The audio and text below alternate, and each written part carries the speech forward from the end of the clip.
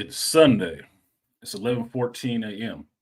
I'm artisanmc, and this is Shop Talk Live. Thank you guys for coming through today on Sunday, Scorpio season. I see I got some lag in my feed. I thought moving would alleviate that problem, and it has not completely. So maybe it's my computer. I don't fucking know. Yeah, Aquatechie live from Artisan's Den of Debauchery, according to JT. Shout out to JT and Chris right off the bat. JT and Chris came over last night, and we got to drinking a little bit last night. We're on black men hanging out. We was actually doing some Geek Speak Live. That's what you can call it. It was some Geek Speak Live because we was talking about a few different things, but they came over because they wanted me to watch that South Park episode. So, no one ain't shit. New with reduced background noise. Yes, no one. No background noise at all. Only thing you're hearing in the background is the rumble in my voice and the echo in the room. That's about it. And that's until I decide to put down some carpet or something like that. But I like the hardwood floors because it's easier to sweep and clean. Like a lot of background. So, like, share, subscribe, support the stream if you feel so inclined. The stream does not run on hopes and dreams. It runs on green, just like every other thing. So make the Cash App ring during the stream. So if you want to hear the commentary today, about Loki, South Park, and all the rest of that, support the stream. What the fuck? I mean, come on now. If you value the content, support the content because it is not supported by YouTube. I can tell you that much. If you got an alert, consider yourself lucky. So also make sure you have subscribed to the channel and the notification bell is clicked because monthly YouTube will knock subscribers off channels. So if it's been a minute since you came through and you never hit that notification button, you need to go through and check that. Make sure you get it. That way the alerts go out and you don't have to do like Ray Hama. He said he didn't get the alert and he came through the stream when I was shutting it down. Too late. What good is that? So you don't have problems like that.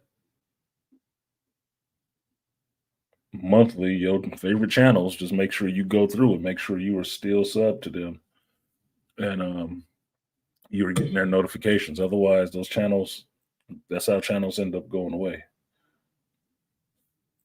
I know a lot of people with hundreds of thousands of subscribers say their channels is suffering and shadow banned and all that shit, and I can't understand how that works if you got hundreds of thousands of subs.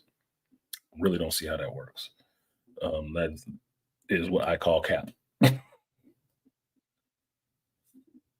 Hundreds of thousands of people can't find you? Bullshit. 10% of that is 10,000. 10% is 10,000. So 10,000 people can't find you? Bullshit. So it's more critical for smaller channels because we live and die off of every sub. We do. Larger channels with hundreds of thousands of subscribers pay or not pay off of that shit. But smaller channels is more important. That's how they get to those numbers. So let me give my salutes out. Over here, I do give salutes for people who support the stream because I do appreciate that. I work hard for my money. You work hard for yours. I stay up many a long night watching movies and TV shows and stuff like that, thinking about what the hell I want to say to you guys so I can come on here and talk to you about this stuff in an intelligent manner with some knowledge and not just speaking out my ass because I didn't even see it. So there was an interesting video I saw on Instagram recently, and some of y'all might have seen it if you were on Instagram because I think I shared it, and it was about a cruise ship at engine had died at sea, and they couldn't fix it, so they called in a 30-year mechanic and engineer, and he came and he was there for about I don't know how long he was there, but he went through the whole ship and inspected the whole engine, every part of the engine. And at one point, he took a hammer, hit in one spot, and pushed this thing, and the engine came to life. Right. And the person who owned the ship asked him how much did it cost to pay, and he said $20,000. And the owner of the ship was complaining that it cost him $20,000 to fix that engine when all he did was hit it with a hammer. And he wanted an itemized list of what he was paying for. So the mechanic gave him an itemized list: $10 for the hammer, $19,990 for the experience. Because that's what the fuck you're paying for. You're not paying for the time, you're paying for the experience. So when somebody spends their time in the years that they have been involved in this stuff and knowing this and shares that with you, that is what you are paying for. You are not paying for just, oh, well, it seems simple what you did. You're not paying for how simple it seems. You're paying for the knowledge that comes with it, the experience that comes with it. And that's what that dude who fixed the ship was paying for. He was paying for that man's 30 years worth of fucking experience doing the shit, not the 10 minutes it took him to fix it. If you had that 30 years of experience, would have took your ass 10 minutes to fix it. But you don't. So there you go. Pay for his experience. It's like supporting BGS or something like that. You ain't paying for it if you think he's right or not. You're paying for the time that it took him to learn all that shit. The time he takes to put it together and present it to you. That's what the hell you're paying for. You're not paying for the 1 hour of the stream that he's doing. You don't see the 8 hours or 10 hours worth of conversations, research, reading, and stuff like that he put in to put that shit together for you. It's the same thing here. When I sit down and watch these shows, that's time out of my fucking life. It's time out of my life. And it's time that I have spent reading this stuff, knowing this material over decades, not the last 15 minutes. So that's what it is. Shout out to Joe Herb. Herb, you was in our thoughts last night, man. It was almost complete. It was almost complete. I didn't even think about calling you up last night. I don't even think you drink, Herb. I don't even think you drink. Yeah. Shout out to I'm listening. What's up? He said, good point. Exactly. When somebody hires me to do carpentry work, what do you think I'm charging them for? When I come and look at it and see what it is that needs to be done, what do you think I'm charging them for?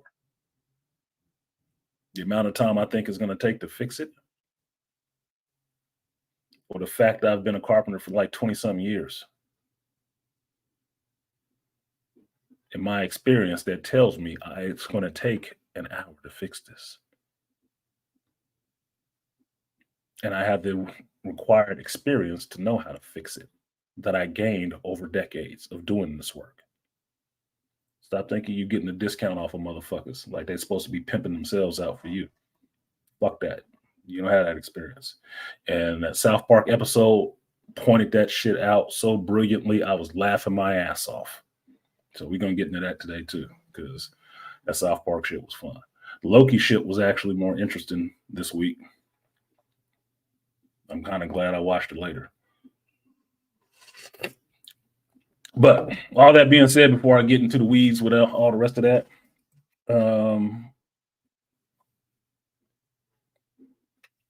support the stream, and let me get to these people who actually did donate, who are supporting the content creator, and didn't give a fuck about what I had to say about some of this stuff. I do appreciate that. I do. because I don't do this, you know. Your support makes it worth it. So the first one goes out to like a me bang. He beat y'all to the punch. He came through Thursday. Like I told you, Cash App don't sleep. Don't sleep. Any day of the week it works. So you can catch a stream, you catch a Cardisan or a Geek Speak that I did on the quick fly while I was coming in and sharing some of that stuff with you. Support that too. I don't have to turn that camera on. Be sitting there in the car listening to my music and just doing that for the morning. Done for y'all. So appreciate you, Malika. He says, salutations for the Geek Elite family. Appreciate you, brother Malika. I will give you your moniker, the Bedrock Booty Bounce, affectionately known over here as the 3B Salute. Appreciate you,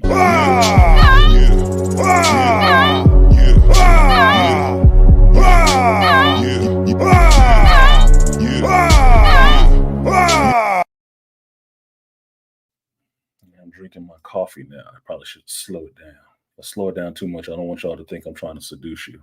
I don't want y'all to think that. Some of you, some of the rest of y'all, you know which ones you are. BTM. Gotta talk real slow. Gotta creep up on it. Get that gravelly voice, that morning voice, like, good morning to you. I said, good morning to you. Next one goes out to the number one wrench in the building, Aquateki. Appreciate you, Aquateki. He just put 5 on it. He didn't say shit. Just put 5 on it. Appreciate you, Aquateki. I will give you the 3B salute. Appreciate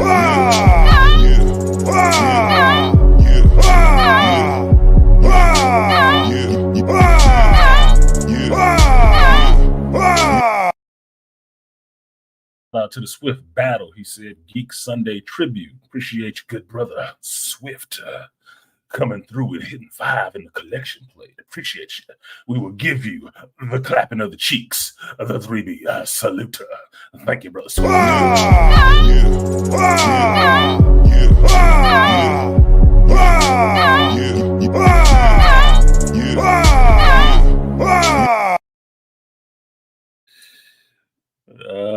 Shout out to Gerard. He said,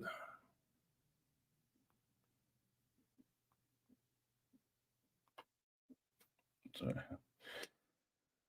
Gerard said, back since Giants are awful / is Scorpio season. Oh, yes, it is motherfucking Scorpio season. I'm waking up every morning knowing it because the stinger is raised, motherfucker. Sorry to tell you, ever since like the first, not even the first, like late October, motherfucker, I've been waking up like, but trouble. Just saying. So shout out to Gerard. Appreciate you for dropping the old 10 Spatty. And for the 10, we're going to get you the old guts and butts, Gerard. Appreciate you for the Scorpio season. Double up.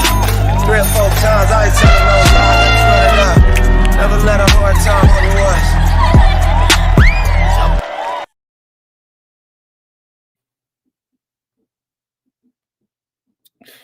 Shout out to this funny motherfucker, the package man over here. No one.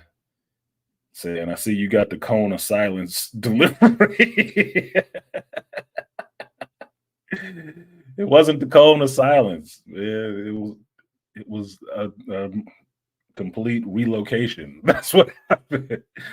And because it's a complete location where it's just me, there ain't nobody else making no noise in this bitch. This is what I love about it. It is so quiet. Look, I paid my rent this month happily and told that landlord, thank you. I really like this place. I really do. Because one thing is for certain, motherfucker is quiet. And everybody that stays here, it's only like 6 people in this building. Everybody is a grown-ass black man, and they do their shit. They work. They ain't trying to be a bother to nobody necessarily. They living their life. So people be doing their own thing. in their own space and not trying to keep up a bunch of excess bullshit. Loving it. I'm about to deep fry turkey this Thanksgiving right out here in the backyard for them. They just don't know it yet, but I'm gonna hook that shit up for them. So shout out to the No One package man coming through for the cone of silence delivery. Appreciate you. I will give you that 3B salute. Appreciate you, No One.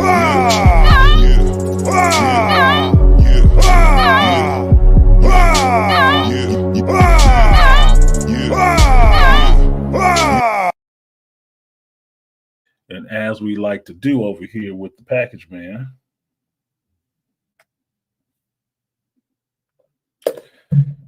he like to give that maestro please.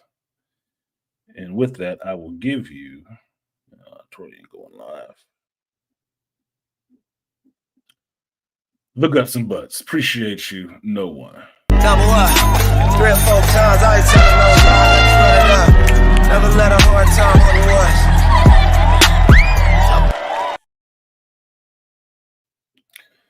the Now, y'all are going to have to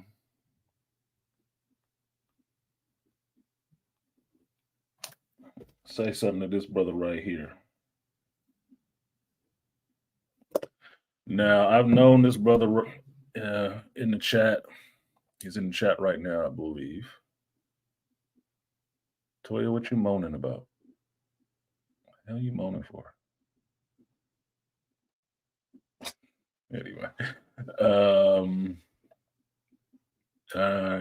this brother right here, Joe Herb. Joe Herb is a Scorpio. This is my little Scorpio brother right here. And Joe Herb's birthday is, what's today, the 5th? Tuesday. Joe Herb's birthday is Tuesday. So, if y'all would, give Joe Herb a happy birthday in the chat, please. I've known Joe Herb for,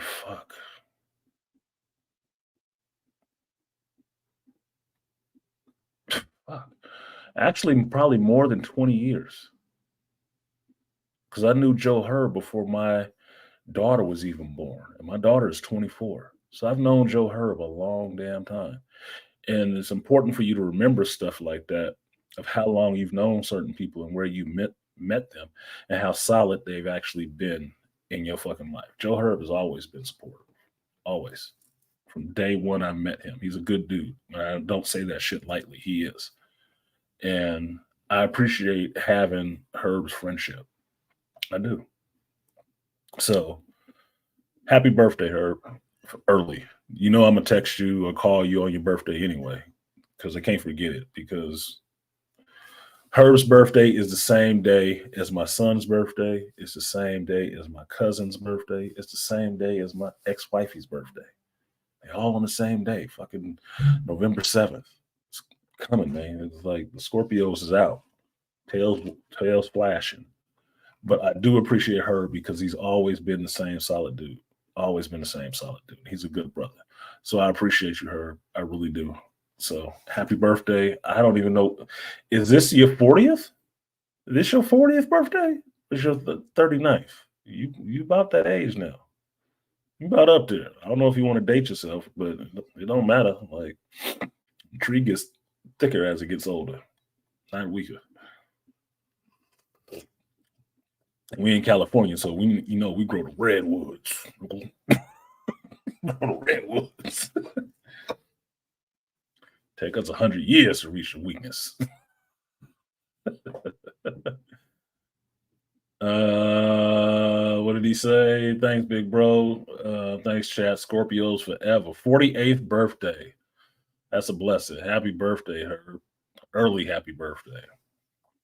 You don't drink, so I'm not going to buy you no alcohol, but I'm going to find something for you, and I will hook you up because I will be going on vacation by Thursday of this week. I will be on a week vacation for my birthday, and so I will find you. I will find you, and we'll have lunch or something. I'm going to do something for you. But I appreciate you donating in the chat. I really do, because Herb is one of those faithful supporters, dude. He supports what I do regardless, and I appreciate that. Like, you don't even know. You don't even know. So shout out to my boy Joe Herb for the 48th year of his Scorpio resurrection. 48, damn. I didn't even know you was like 2 years younger than me. I didn't know that. It's crazy. And he talented. Where that comic at, nigga? Just saying. But shout out to Joe Herb for supporting the stream. And, thanks is not enough for how much you have supported me personally. I appreciate that. Shout out to your pops and your family. I will give you the double it. Appreciate your Herb. Money for the crowd, double lag. Fat, double lag. 100 on the sack, double that. Block like a ghost town, still double bag.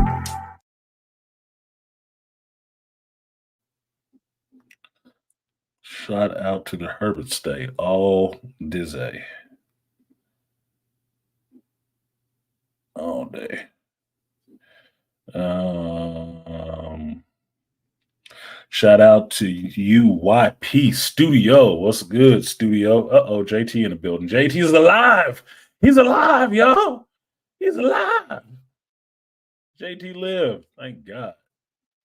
Sound like it's raining outside. It's my season too. Boy, the water coming down for the Scorpio, for the water sign. Trying to make it rain.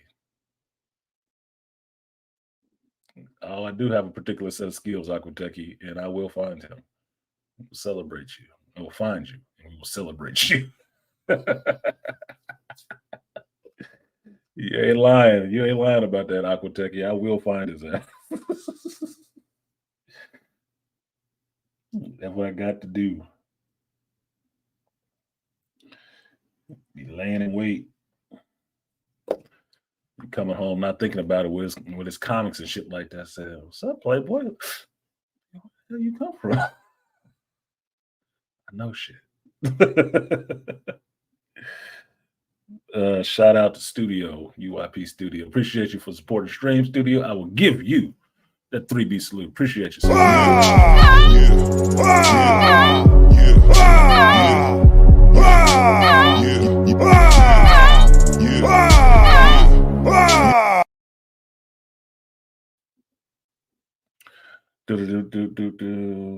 It'd be easier if everything wasn't moving extra slow. Next one goes out to Darren Anderson.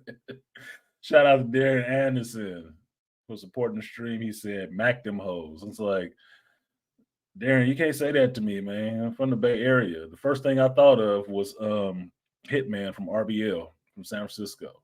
And Mac-a-ho, crack-a-ho. Like, oh, man. You can't do that. Mac-a-ho, crack-a-ho.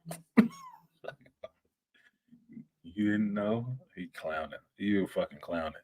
Scorpio season, you know that should have happened too. So it is what it is.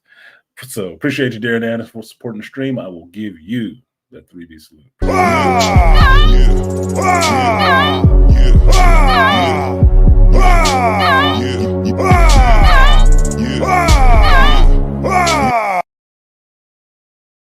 Then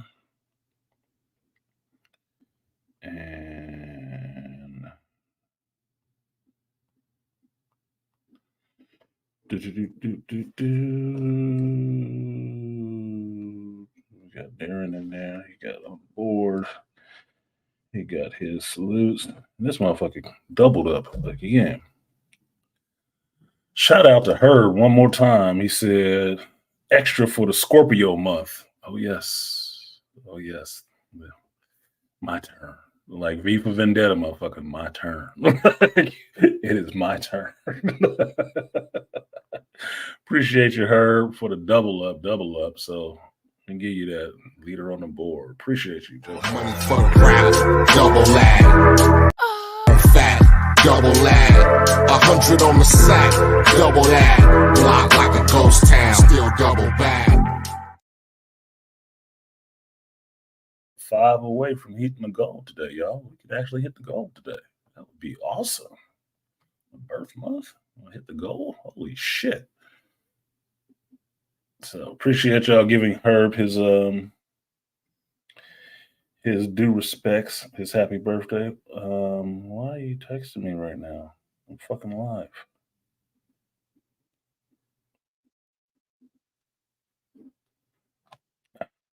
God damn it. Hold on one second, new people. New people don't know.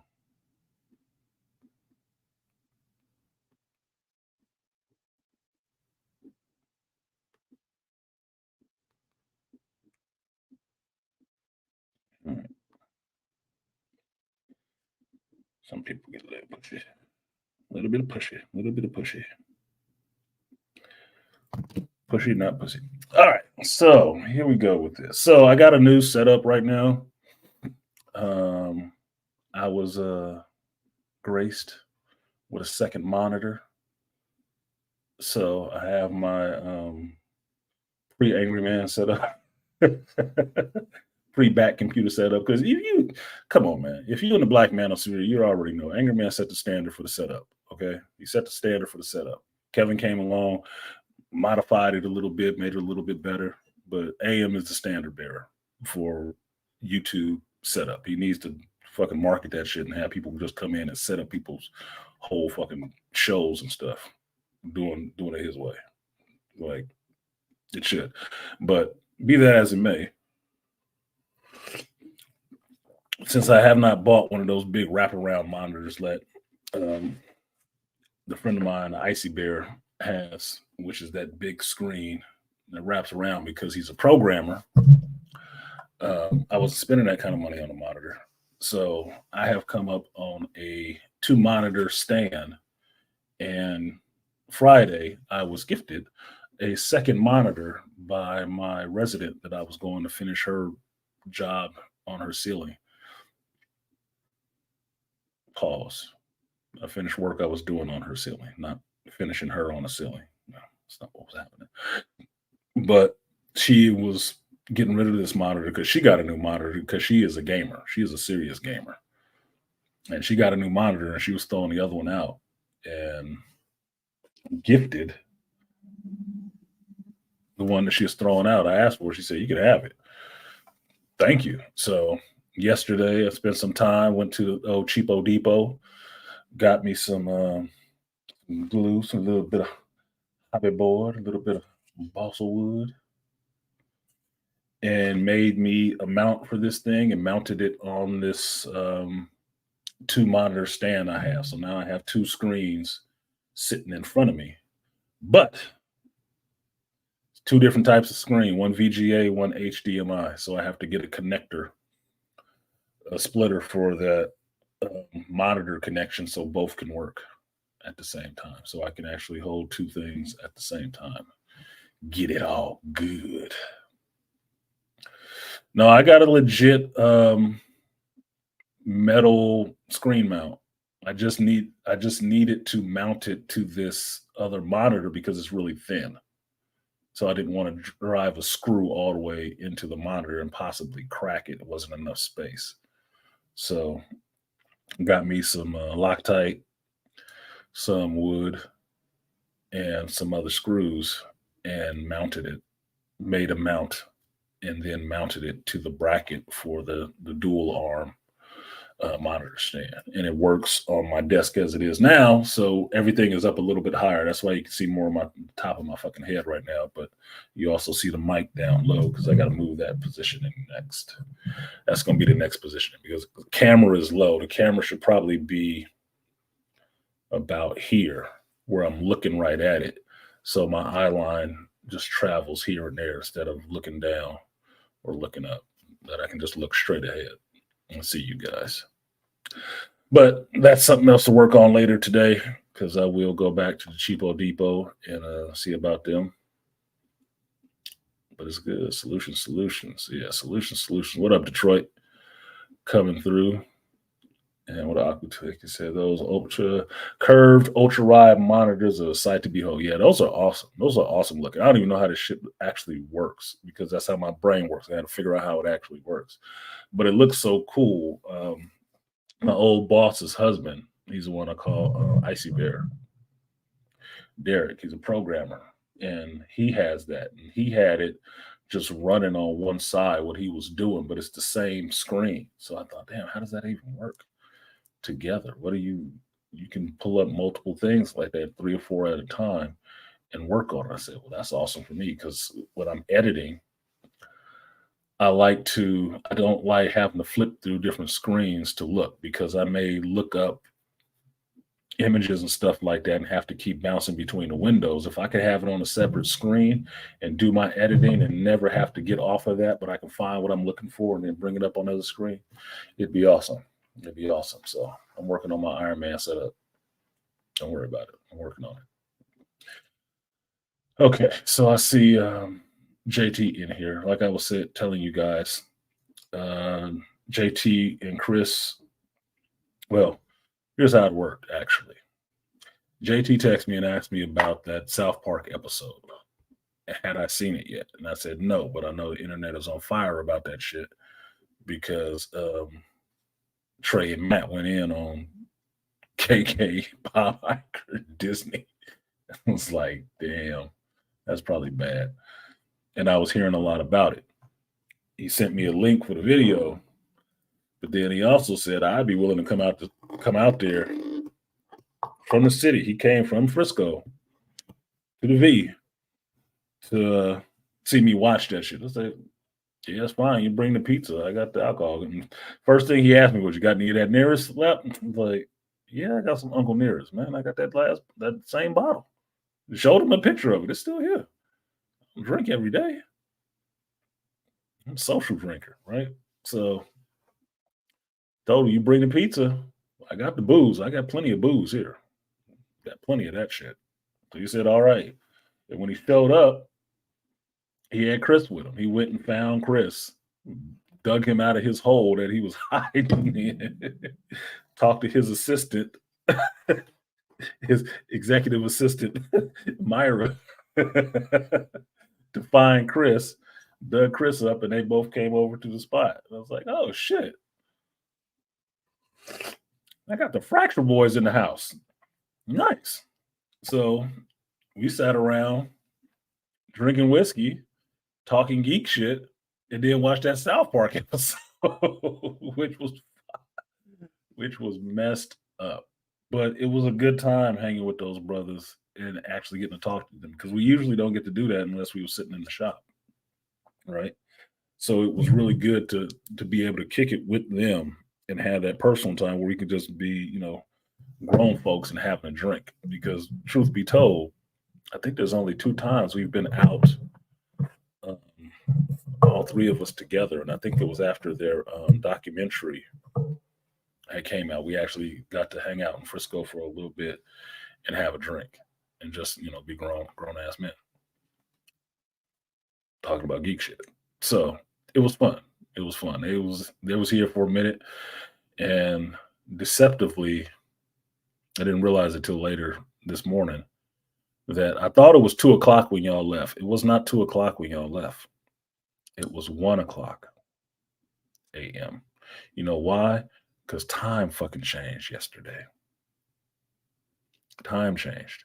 So when I got that text that JT had made it back, because I was, a little concerned he had to drive further, and Chris was faded. I know Chris was faded. He was drinking some of the good shit too. I broke out the Jack Daniels, and he tried some of the Uncle Nearest, the 1856. He tried some of the Applejack. Shout out to Artie Immore for the Applejack. Shit's good. It's good. I talked shit about him when he first brought it up to me, but once I tried it, look, tip my hat. Shout out to the Doughboy, man. Shout out to the Doughboy. That Applejack stay in rotation. And Chris liked that one, but he also got to have some of that Sinatra. It's November. It's Scorpio season. I drank my Sinatra Select. Drank that Sinatra. Gave him some of that shit. And then I told him how much it cost. He said, I don't know if I can afford to drink $175. I said, I don't know if I can, but I drink it once a year. Once a year, I buy 1 bottle a year. They don't make it all year. So you might as well try it now, and you'll see the difference. You will see the difference in taste between these other three. We passed on the tequila. They said they don't do tequila. So sorry, Dwayne The Rock Johnson. Terramana got no play last night because folks were scared. But it's still here. I still got some of that Terramana Blanco. Shout out to BTM Toya for mentioning that one. It is still here on deck. Still here. So maybe later. But didn't drink none of that last night because I was on brown heavy already. No, I don't need to be mixing it with no tequila. That'd be a bad move.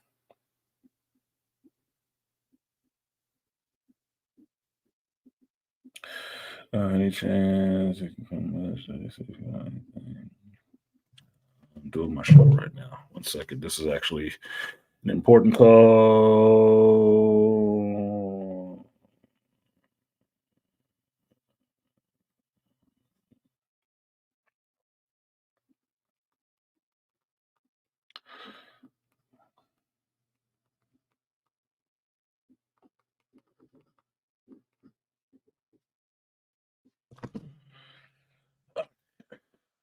Nina G. So Nina G's moving out of her place. So she wanted me to see if I wanted any of the stuff that was there because she's selling. They have to sell the aunt's house, so she's moving. New phase of life for Nina G. So y'all, just for me, throw a little prayer up for Nina G. You know, she's been in the chat before, my friend. And when after her aunt passed, she, you know, they got to sell the house. So the uncle passed, the aunt passed. They gone, so they're emptying the house and selling it. So she was wanting me to take a couple things.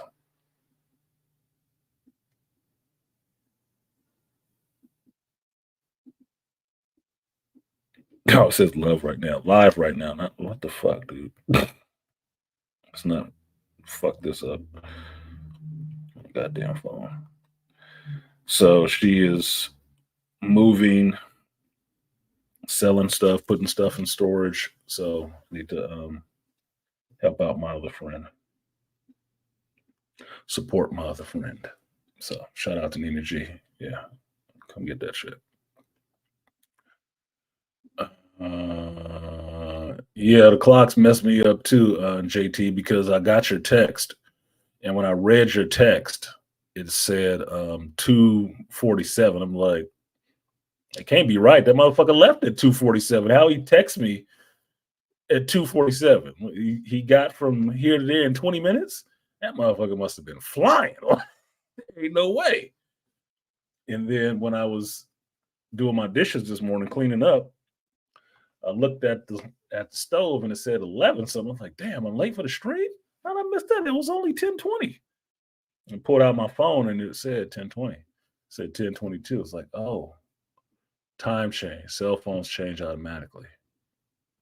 Cell phone times change automatically. All the rest of the clocks you have to reset. So now I know. Now we all know. What up, BMT? Trigger Man in the building. I've been missing some geek time. So I haven't had much time to kill. So I'm missing some events going on right now. I pay for that shit. I'm missing some events. But when I get back on it, you see me live, jump on for real. I will hit you. What did Herbert Stay say? Very sorry, sending prayers to her and her family. Yeah, it was messed up. It's been a tough year for her. That's why I'm grateful for the stuff that I've had happening for me this year. Excuse me. But it's been a tough year for her. She lost her uncle and she lost her aunt within like months of each other. For real, like months of each other.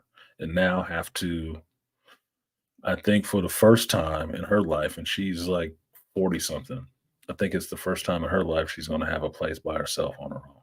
And she doesn't know what the future holds for her. And I told her, well, that's the best part. That means there's nothing that you can do necessarily the wrong way. Look at it as the adventure is beginning for you. This is the best part because it's going to be exactly what it is that you want, hopefully, if you plan it that way. So, yeah, it's been a tough year for her. A lot of loss this year for her. But that's my friend, and I will do what I can to support her through that hard time. And not just like, well, I hope she figure it out. Fuck that. I hate fucking people like that. I know I hate them, but I dislike it. Be there for your friend, man. So if she needs some help, I'm gonna go give her a hand and be that nigga, be that dude. JT's. I buy a nice bottle every so often. Yeah, Chris was getting a drink on that Sinatra. You got to see that shit. I think that Sinatra is what got him low-eyed. He was on panoramic vision for real. Because he said, yeah, I taste that shit. And that's why that shit is dangerous. Smooth. You don't even feel it now. You have a couple of those drinks and get up from the chair. Your ass gonna feel it then. As soon as it drop. Lord, if I got a DeLorean, the havoc and adventures we go on. Shit. In the way in the future, I'd be looking for he who remains. Or I will become him. Because I'd be so far in the future, you'd never see my ass again. Couldn't see the crack in my butt. The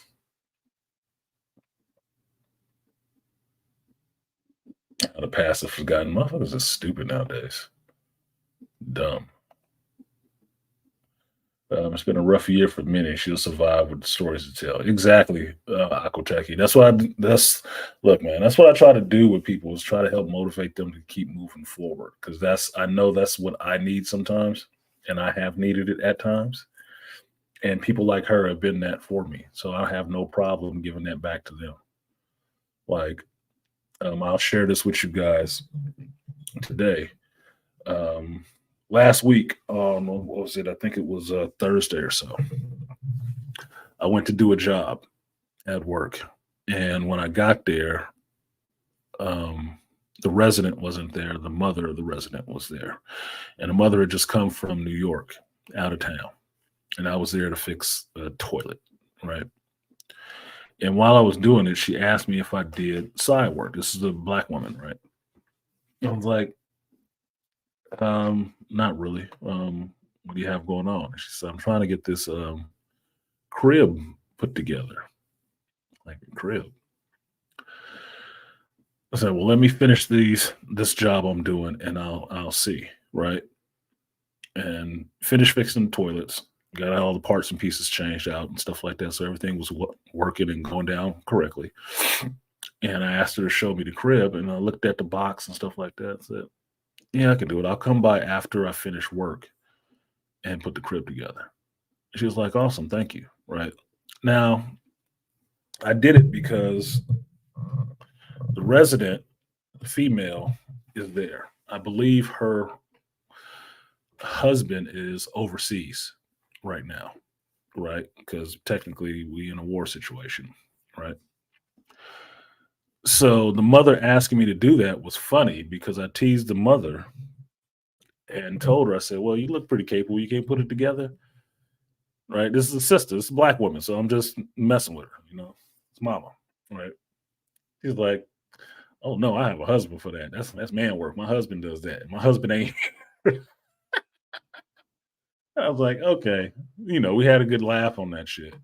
So after I finished my shift, my whole work day, I went back over there and spent another about 2 hours or so putting together this crib for her. And the resident was there. She due in like 2 months or something like that. Right. And it was a gift from one of her friends, excuse me, that is also deployed right now. One of her friends bought this crib for her, sent it to the house. And husband's gone. He's not there to put it together. Mother can't put it together. They don't have the tools for that shit. They don't have the know-how for it. This will work into the South Park thing later. So I went there and helped them out. I put together this crib. I spent about 2 hours of my life putting together a crib for a baby I didn't make in a house I don't live in for people I don't even fucking know. B-dubs. And it wasn't no hatred about it. They were considerate, they were grateful, and it was helpful. Why did I do it? Not because I'm trying to get a piece of ass. Not because they look like my mama. They don't. Because she asked, and I recognize how blessed I have been this year. I've been really blessed this year.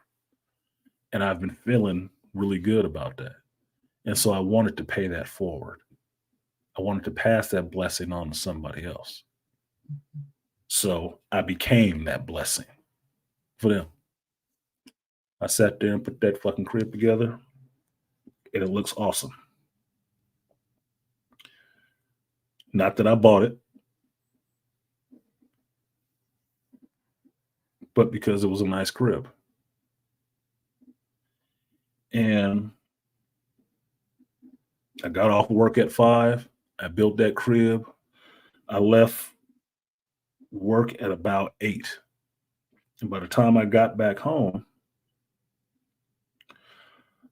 my upstairs neighbor, one of my other upstairs neighbors that I have not met yet, I saw the front door open, which is usually locked. I'm like, who the fuck is out here?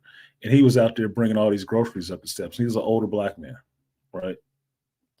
His wife took his ass to a store and bought all this big ass shit. All this big heavy shit to go up all these damn stairs. So what do you think I did? Do you think I just went in my little apartment and called it a night? Yeah, so you want some help? I said, yeah, man, I appreciate it. Took that shit upstairs for him. Another blessing. Same day.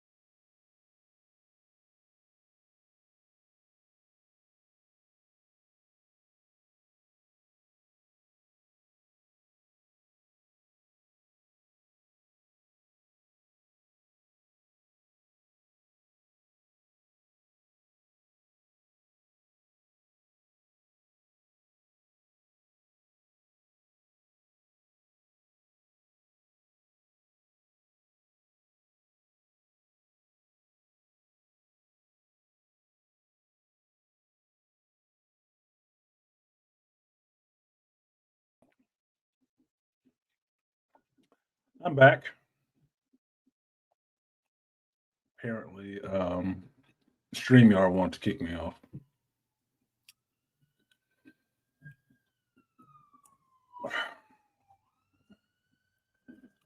Oh, there's Nina G right there. What up, Nina? Nina G to build. Thank you, A plus. I'm going to give you some cool artisan antiques, oodles of love, and live. Thanks for the prayers, my friends. Onward with optimism and strength, and a bunch of other cool shit. Shout out to Nina G, y'all. Y'all send you some some prayers and some good journeys to Nina G. She's fun. She's fun people's, man. She's good people's. For real. Yeah, so I'll be over after I finish. I'm gonna give you a hand. See what I can take off your hands. And shout out to the BMT for supporting the stream. Appreciate you. He said, my friend wife passed and they tried to get him motivated, but he stayed mentally there and passed a few months later. We have to push forwards as humans. Yes. Excuse me. Yes, we do, BMT. We cannot afford to be stuck in one place. You can't. Life is about moving and moving forward. And although you can miss somebody who's passed, it's your job to keep on living and doing stuff for them. Like, I'm going to Vegas in December. Going back to Vegas in December for my friend. Right? Why am I going back to Vegas in December for my friend? Because she as well is having a hard time right now. She relocated. Like I told you guys before, she relocated last year to Vegas. Don't have her son with her. Lost her animal and shit. Been in a lot of, stressful situation. Lost her seniority at her job to move there and all of that shit, right? Went through a lot. Been going through a lot. It's been really tough. I've known this person since probably about 15 years or more now. And her birthday is coming up. And she feels miserable already. So like, look, man, we're not going to do this miserable birthday bullshit. We're not doing that. That's not what's going to happen. So look, I'll come back. We can go out. We can have dinner, do something fun, because life is for the living. And if you're worried about somebody who's not here with you or you lost or something like that, then you need to be living life well for them so they can see that if you believe that they looking down on you and all that shit. You're not supposed to be sitting there fucking moping. I cannot think that if I pass today and I'm able to hang around and see my children, I want to see them sitting there moping and not doing nothing with the rest of their fucking life. No goddamn way in hell. No, absolutely not. You better be living your life. You better be living it like you're living it for you and me. Hell no. Oh, fuck that. So I'm not letting my friends, at least within my sphere of influence, I'm not letting my friends sit there and go down like that. Now, many of people left me to do that after my divorce. A lot of them was family. Well, a lot of them I don't fuck with no more either for that very reason, because they were willing to let me sit there and languish. So I have a speech in mind for my birthday because my mother has offered to have a birthday party for me next Saturday for my birthday at some bougie place up in fucking Sacramento area. But ain't none of my friends invited because she don't know none of them. But for the people who do show up there, they're going to get a treat for sure. They're going to get a goddamn treat because I got something I want to say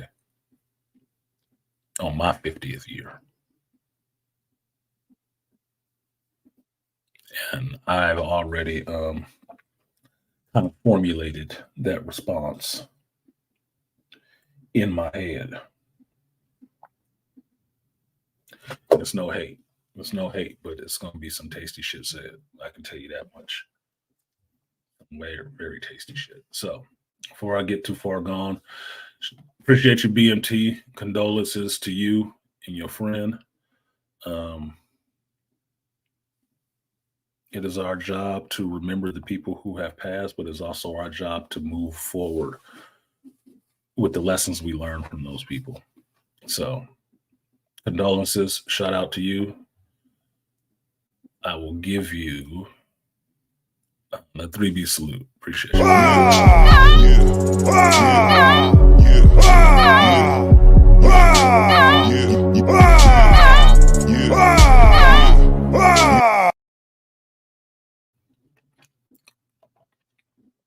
Next one will go out to Aaron P. Appreciate you, Aaron. He said, salute artisan and the geek elite, the geek toll. Appreciate you, sir. I do. Thank you for supporting the stream. I will give you the guts and butts. Appreciate you. Double up, 3 or 4 times. I ain't telling no lies. Run it up. Never let a hard time on the was.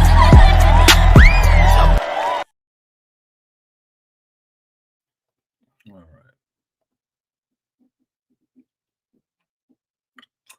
And a lot of men in battle brothers are gone. 2 of my children are gone. I hurt every day, but I keep going. Hopefully my karma will encourage.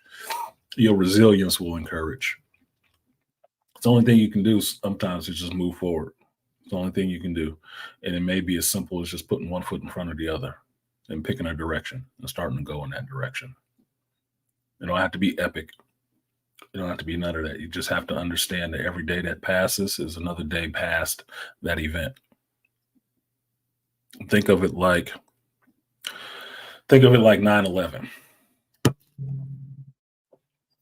The country may not have known what the hell it was going to do after that. Right? That day, they didn't know what the hell they was going to do after that. But here we are, so many years later. Are we past it? Did we move on from it? Life continues. Because life in general doesn't give a fuck about none of that. Doesn't. Life knows that things begin and things end. And in life keeps moving forward, just like time. You can't stay in one place. You got to keep moving too. It's just what it is. There will come a time that your ass fall too, and people will have to figure out how to move forward without you too. That's just what it is. So it's better that you show them, the people around you, an example of how to do that with care and reverence for the people that you have lost, but not the depression of being stagnant and not moving forward and being stuck, because they can't learn from that. Well, they can, but they're going to learn, don't be you, nigga. So, got to move forward. You always got to move forward. So, on that cheery note,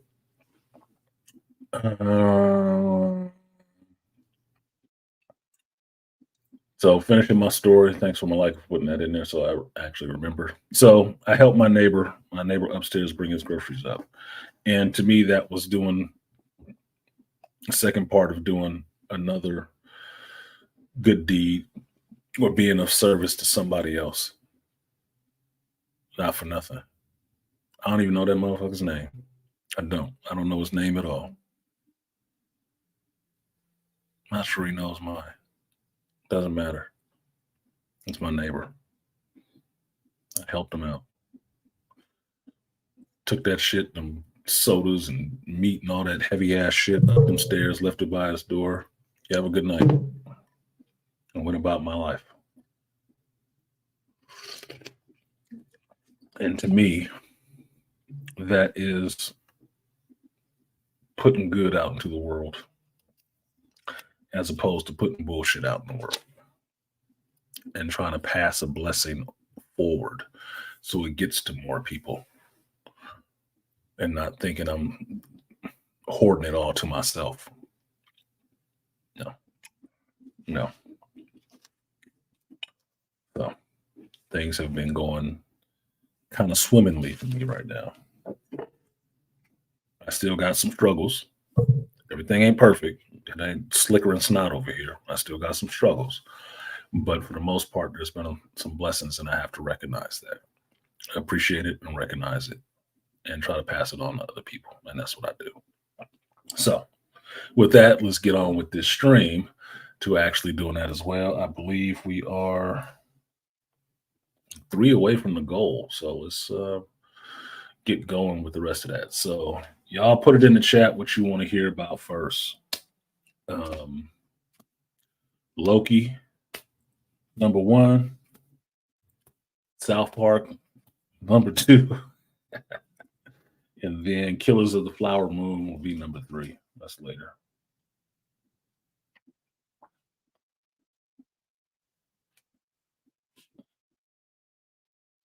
because I know nobody's able to sit 3 hours and 27 minutes to watch one movie. I mean, it's not like we've ever seen Lord of the Rings or binge watch any TV shows ever, a season or anything like that at a time. I know you probably don't have the tolerance after eight episodes, about 40 minutes a piece of fucking Ahsoka. Might not have the time. Might not have the patience for that shit. Why not? 213. Yeah. Loki. Let's jump on the Loki stuff since that's the most prescient. And that'll actually get into talking about the South Park stuff. All right. 213.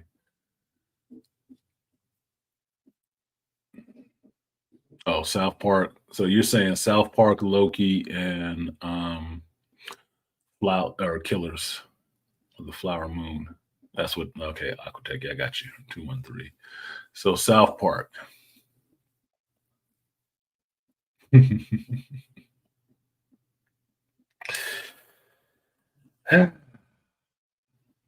All right. That South Park episode, I was glad that JT and Chris came over to watch that with me because understand that JT and Chris, the Fracture Band, Fracture Boys from Fracture Comics, body shit. Yeah, she gonna get me. She gonna get me. She gonna get me. Oh my god.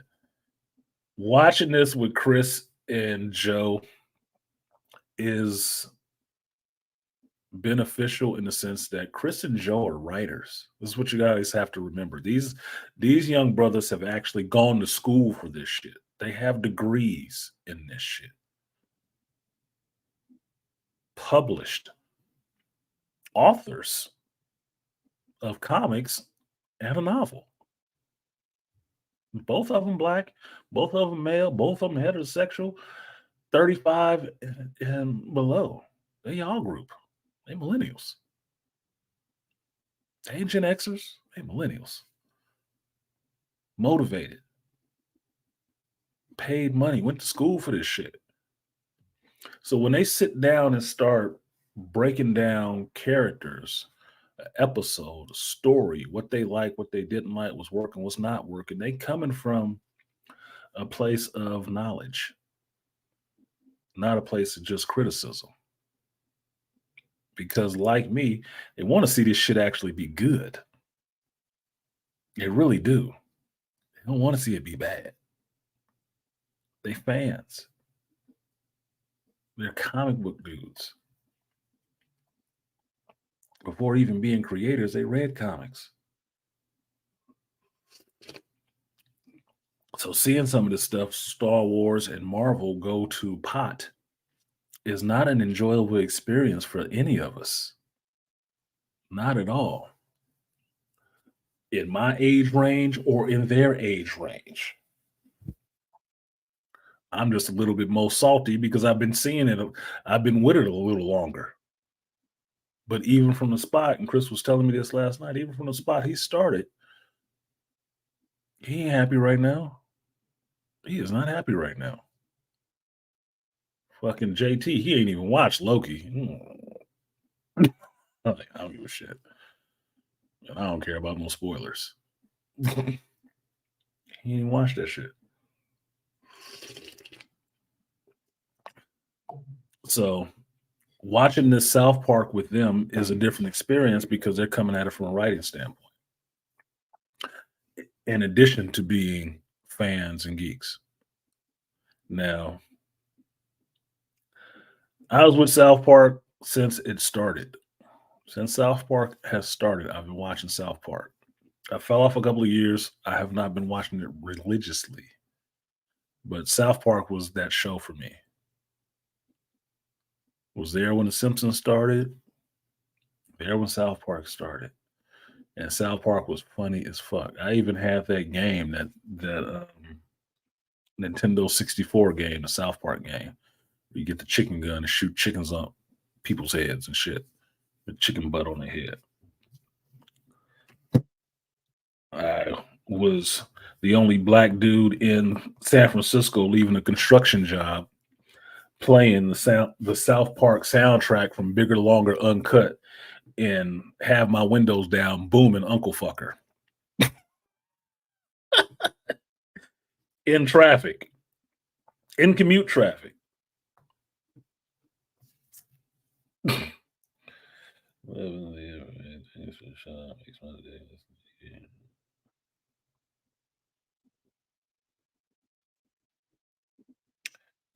One second, guys.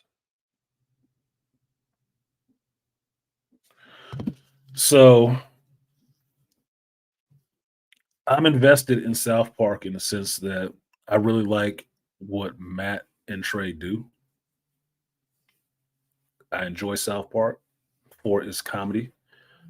Cartman is one of my favorite characters. He is funny as shit. But all the little kids are, right? Like I told you guys, I have a tech, HVAC tech, one of the vendors. His name's Kyle. And how do I, when I greet him, when I see him, I greet him like the South Park kids. Hey, Kyle. His his his caller ID is Kyle from South Park. That's what the fuck is. That's who he is, right? So South Park is, near and dear. Now they have many times in the past gone in on people who needed to be actually had something said about that were in the public sphere. And they have pulled little to no punches on fucking with those people. Matt Damon. Yeah, Malika. America. Fuck yeah. That shit. That was comedy. That was pure comedy. I own both of those movies because that's funny as fuck. Funny as fuck to me. So South Park finally going in on Disney and KK specifically. Yeah, that was not an accident. That was not an accident. That was not an accident. Now, the funny part is, I've told you guys why I call Kathleen Kennedy KK. I told you why. My channel is too small. My channel is too small that I can't sit up here necessarily if I want my channel to fucking grow and just be naming names like that. And motherfuckers can destroy my shit because, Disney and some of those folks got some sway with people like YouTube. They do. So they can get your shit shut down. I ain't got a million subs where they can write letters and start a whole campaign and a movement to get my shit back up. No. But they be worried about a zeitgeist and Twitter fingers all over the place. So I called her KK for that reason, because I like initials and abbreviations. Because some of the shit she was doing, she was 1K away from being a full-on racist to me. Because she's from the Bay Area. And I know Bay Area liberals. They're usually racist. Behind the scenes. It's smiling in your face. All the time they want to take your place. They backstab us. Backstabbers.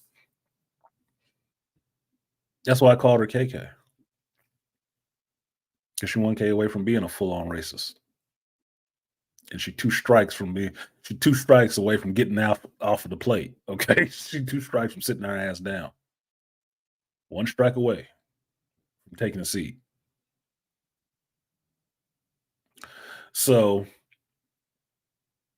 Matt and Trey don't have that problem. You know why? They got stroke. Even though they're the funny little dudes who make this little paper cutout cartoon show, in a sense, they do some satirical comedy, and it's on point. Very cleverly done, very smart, very entertaining. So they can do exactly what they did, which was in the first 5 minutes of this shit. They called out Kathleen Kennedy. She's coming for me. What?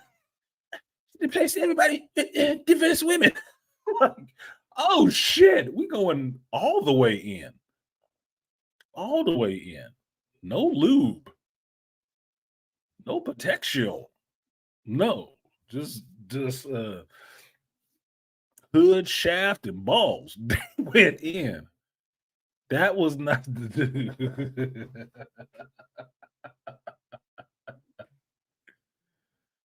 look, man. I was laughing hard because it was no misconception. There was no pretense. There was no soft way of putting it. Maybe you didn't know who they was talking about. They put it out there in the beginning exactly who the fuck they was talking about. And if you didn't know, later on in the episode, they showed you and made you know for sure exactly who the hell they was talking about because they used her real picture. I'm like, yeah, this is why they got sued. Now, here's the funny part. Here's the actual funny part about this. For all this kerfluffle about what South Park did, nothing they said was anything that nobody on YouTube hadn't been saying for years. None of it. None of it was actually new. It was all stuff we had said before. We had talked about. Everybody who had something to say about KK and what was going on and what with Marvel, it's nothing that hasn't been said before. But here's the difference. Whereas a lot of mainstream people would like to dismiss YouTube and YouTube content creators or commentaries like myself and others bigger than me who talk about Disney, who talk about KK, the ills of what she's doing at Lucasfilm, the ills of what these people have got into media doing throughout these companies. Because I told you, they everywhere. Every big company got some chick sitting there with her finger on the button, shitting on all this stuff, destroying it from the inside. That's been going on for years. Years.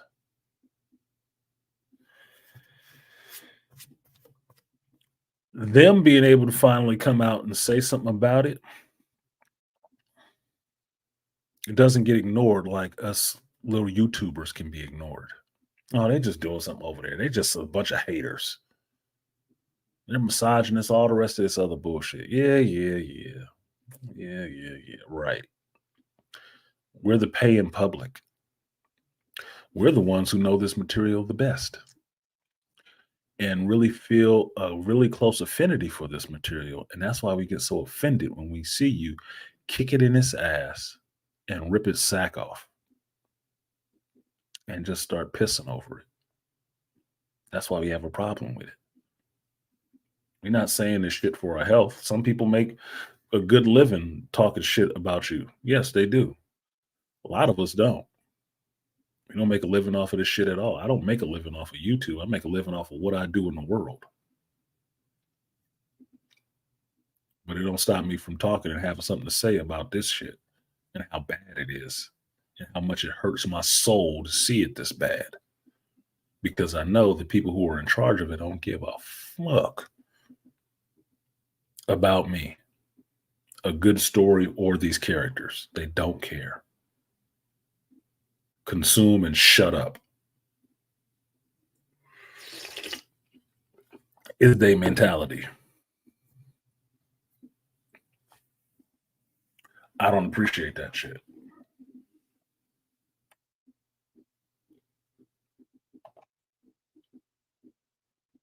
Right, Darren. Yeah, love that South Park Nintendo 64. That was one of my favorite systems too. What up, Beastly? Beastly Nerd came through finally. So what you're saying is South Park version of Ice Cube's No Vaseline with this episode? No. They went in with no Vaseline, but I'll tell you this, from what I hear, the no Vaseline is coming. That's what's coming. They look, they pissed off now because of this episode of Into the Pandaverse that they made. Apparently, Disney, Iger, KK, or whatever, put a lawsuit against um, Matt and Trey, South Park, Comedy Central, and they didn't take too kindly to that shit. So they gonna go in nuts and knees, and they gonna double and triple down on that shit since you want to be fucking rude about it. Well, what I hear, they gonna make a whole movie about that shit and more other Pandaverse episodes, new songs. Look, give them ammunition to throw at you. Okay, there's enough of it laying out there. But you want to pick a fight? Okay. They doing a better job of telling a story, an entertaining story than your ass is doing in any of your divisions. Disney. You're gonna find out. You're gonna find out. You're gonna fuck around. You fucked around. You're gonna about to find out. Because one thing I know about them South Park boys, they don't have a problem going in on nobody. They don't have a problem going in on nobody. And the part that makes them going in on you so bad is that they're accurate. It's all true. And it's funny. And motherfuckers will gonna be laughing at your ass with your name in your face. Paper, animated or not. You will be the laughing stock. That kind of social pressure is what makes motherfuckers want to jump out a window. Because it's true. And you got all the ammunition laying around you. You really want to start throwing stones? Okay. You ain't about to have a window left in that bitch. You better get it popping with a bunch of screens. Or like South Park was pointing out, better call a handyman and make him a billionaire so he can be in space on his handyman rocket. Because he ain't got time to get to you because y'all don't know how to do shit. So here's where it got down. Not to spoil the shit. You guys should. Where's AB? AB ain't in here, but shout out to the AB Media man. Where he at? Where is he at? Here we go. Let's get that for the AB Media. Because yesterday I started my free trial of Paramount Plus for the low price of $5.99 a month after this 7-day trial, which notably is cheaper than Disney Plus. That's going up in another couple of days for less content.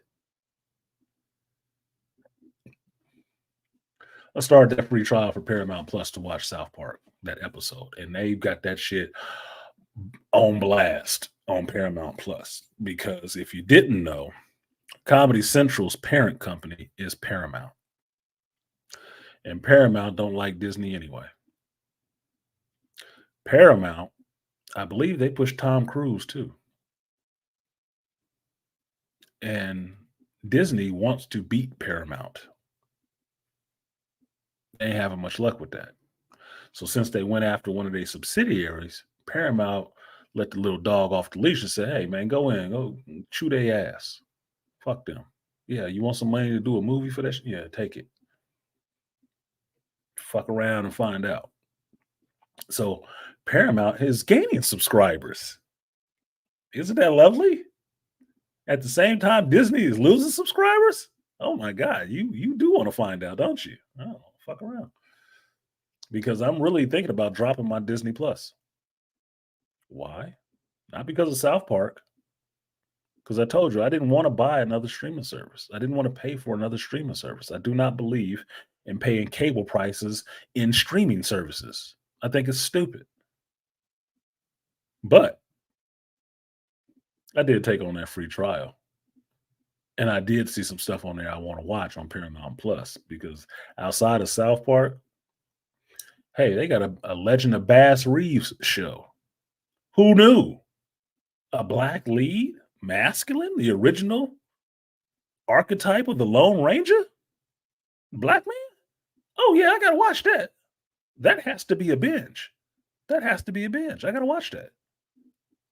So Paramount might get me for a month while I cancel my Disney Plus for a whole month, maybe a year. Because I can tell you this right now, I give less than a fuck about watching the Acolyte. I don't want to watch that shit. I'm really not interested in anything else Dave Filoni has to say to me in Star Wars. I can tell you that much for goddamn sure. And I don't give a fuck how good an Echo trailer may look. I don't want to watch that shit. I don't give a fuck about that character. Give me the stuff that I actually like, that I want, that I asked for. If I went to a restaurant and ordered a steak and they brought me out some chicken, I'd say, what the fuck is this? It's organic, gluten-free chicken. Well, that's lovely. But I didn't order that shit. Where's my steak? Well, you know, meat is bad for you. Go fuck yourself. Where's my steak? I'm not here for you to tell me what you think you want me to eat. You said you served a steak. I ordered a steak. Give me a goddamn steak. And save your social commentary for somebody who want to hear that shit. Bring me what the fuck I asked for.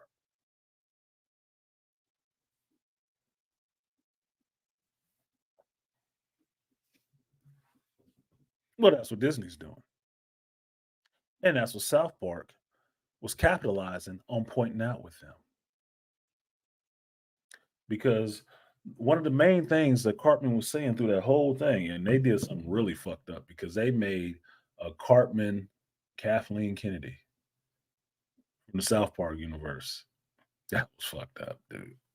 And all she had to say every time was give me a woman and make it gay and lame. God damn, dude. Because it's so funny, because it's so true. Because if you look at anything that's happening, I don't know, Marvel Phase 4, Phase Feminism, or with Star Wars, that's what the fuck you got. Because for me, it ain't just KK. It was Victoria Alonso too. It was the two characters merged together into one being. That's why frumpy. That's why everybody had to be gay. Because that was Victoria's push. Eternals. Wakanda Forever. Oh yeah, that's still under Disney's banner. But it was another female executive pushing that shit because she had her own tendencies that she wanted to see reflected on the screen. But she ain't making her own content. You want to know why Sylvia's so goddamn irritating in Loki season 2?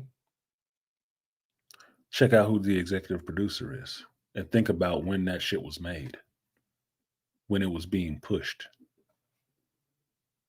when she was at the height of her power.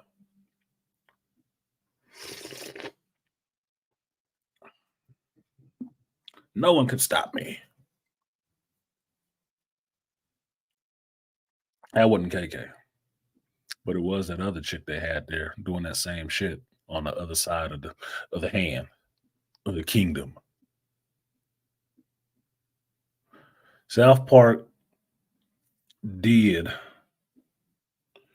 what most of us YouTubers all do when we talk about this shit.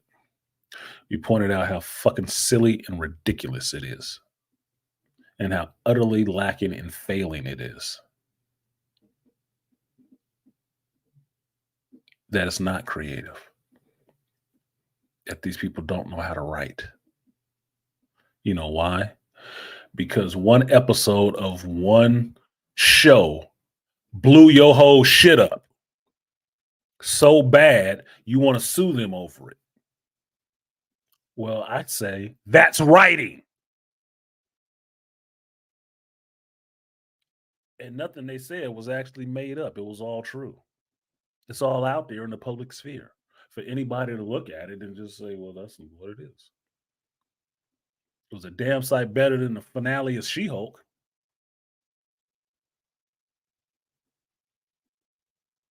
It damn sure was more entertaining in that, what was it?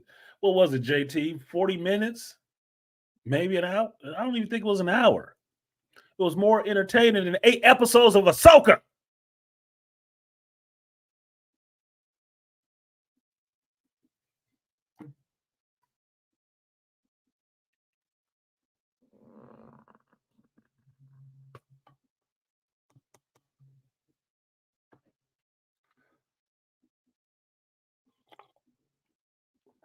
So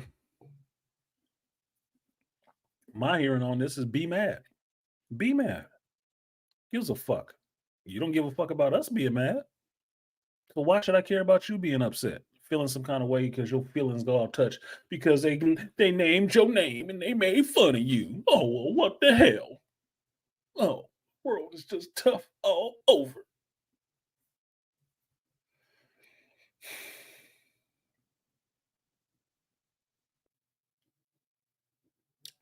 If you stop doing this goofy shit over at Lucasfilm and Disney and Marvel,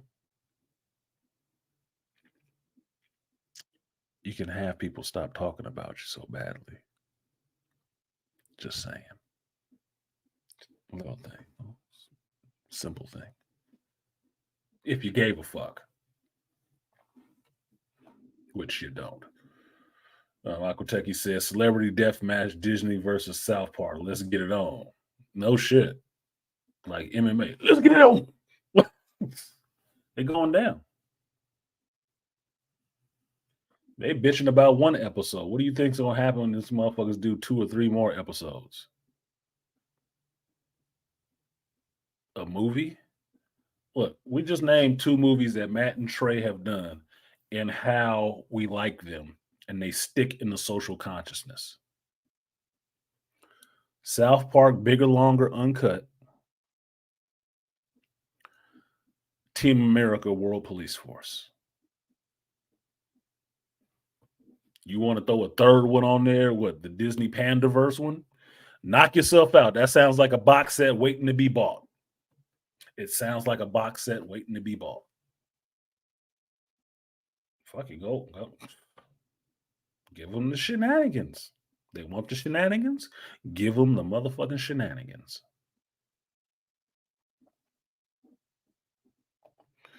Malika said, facts. I definitely want to see that Bass Reeves show. I'll hook you up, Malika. As soon as I understood what that was, I made Bass Reeves my icon on that shit. I said, oh, that's what that is? Oh, yeah, I need a Bass Reeves icon on Paramount Plus.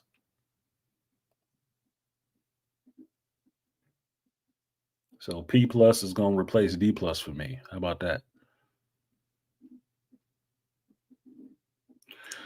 Aquateki says, saying here, my D Plus renewal comes up this in the summer. I'm seriously considering not renewing it. Netflix too. Yeah, Netflix is on a bullshit too. Only thing I'll say with Netflix, they actually put out some shit that I watched that I like. I still have to go back and watch this One Piece, but there's a lot of good shows on Netflix, and Netflix is doing fine without Disney's content on it. Disney hurt themselves doing that shit. Because as people with a little bit more in the know than me about that shit has said, by Disney having their shows on Netflix, Netflix had to pay Disney. They gave them residual income for licensing that shit out. Having it all on their own server ain't making them shit right now. They losing subs. So you ain't making no money holding that shit to yourself.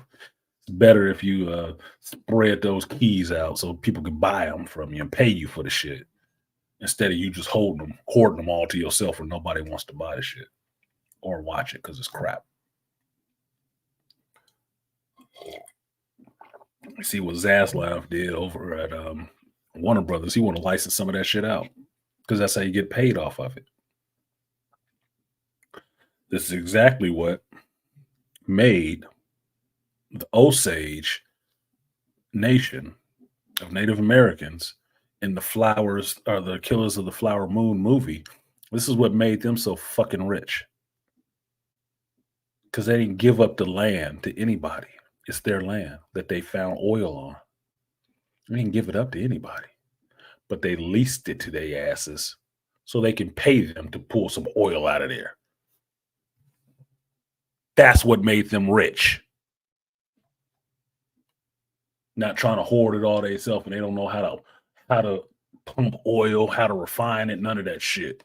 But we got it. We got it all to ourselves. No, dumb fucks. Yeah, let the motherfuckers come in here and do it. And they can pay me a proper fee for it. How much you charge it? $20K a month.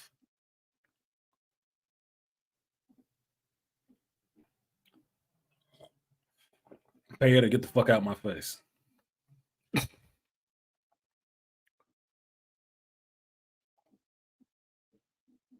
Will definitely buy that both digital and physical copies of that trilogy just to piss Disney off. Yeah, because Disney deserved to be pissed off.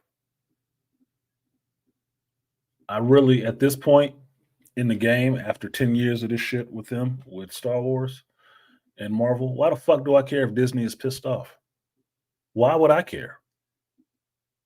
You're costing me.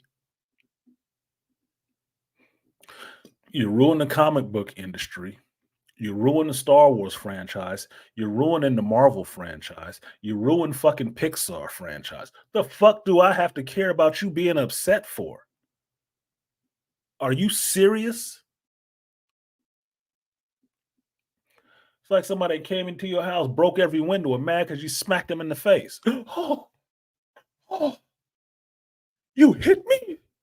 You hit me. You're not supposed to hit people. Motherfucker, you just tore my house. Fuck you and your cheek. You're lucky that slapping you was the only thing I did.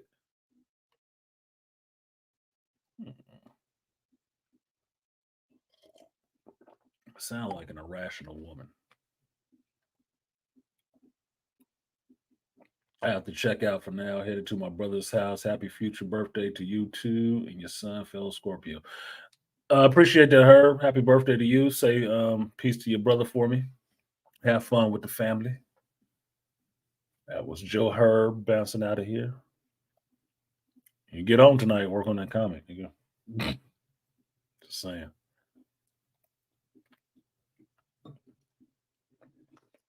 Well, Ray. So you're ready to watch an anime on Netflix right now.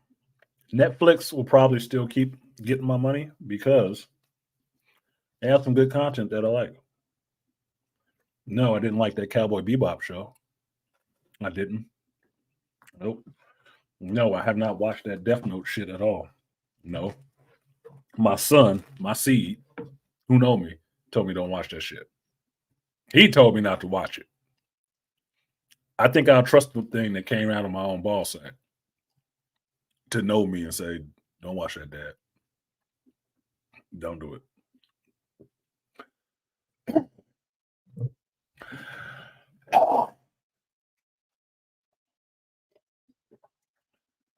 Excuse me, fucking pepperoni. Trying to murder me on stream. So I still have to watch One Piece, but people have really praised One Piece because apparently they finally got one right. 3 times the charm? Fine, whatever. But some of the other anime that comes out on Netflix is actually good. I like the Extraction movies. I like some of the other stuff that's on there. So a rate hike for them, manageable. But Disney, motherfucker, you ruining stuff. You're not even putting out good content.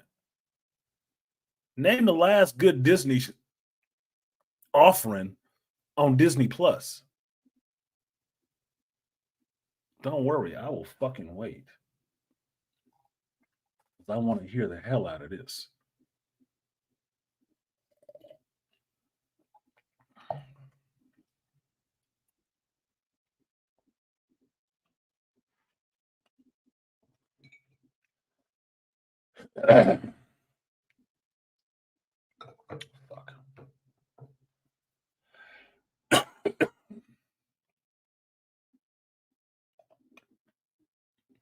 I'll go tech you. I'll buy that. I'll buy Andor. I will. You know why? And I talked about this with the Fracture Boys last night, with Chris and Joe last night.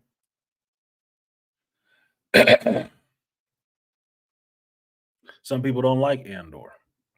But when I pitch Andor to people, what episode do I pitch them? The prison episode, the prison break episode, One Way Out. Why? Because anybody who's ever struggled with anything, that is the best episode to fucking watch. To me, that's the best episode of Star Wars I have seen. Because it emotionally resonates. There's something about the human spirit, period. That your ass needs to get moving. You're going to die regardless. But better to die trying to be free than to die under some fucking servitude. Some cause that ain't fucking yours.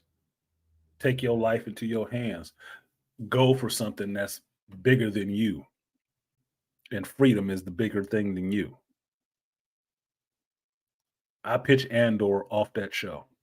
I love that show for that. I've heard somebody try to parse it up like it's a good show, but it's not the best Star Wars show. Shut the fuck up about what you think you know about Star Wars. Because if it's just swinging lightsabers, you know what the fuck you're talking about. Star Wars is a universe for a reason, and it ain't a universe full with just Jedis and fucking Sith.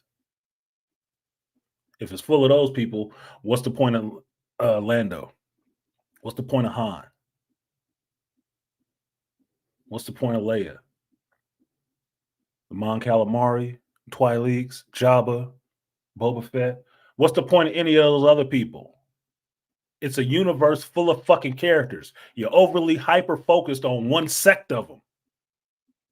And the main ones who always end up into all the bullshit for everybody else. Because they can't seem to get along with their religious views.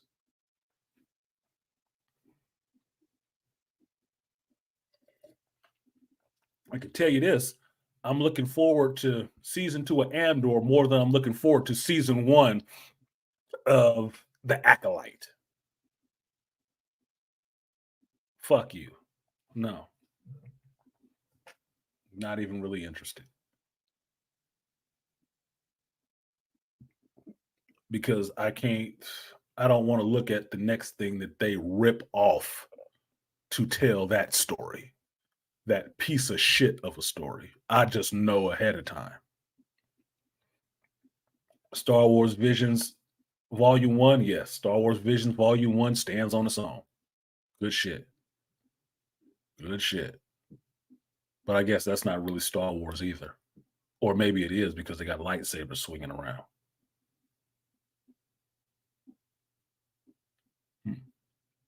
Rogue One. Thank you again. Same director, right? Tony Gilroy? What was so good about Rogue One? Was it not a Star Wars movie?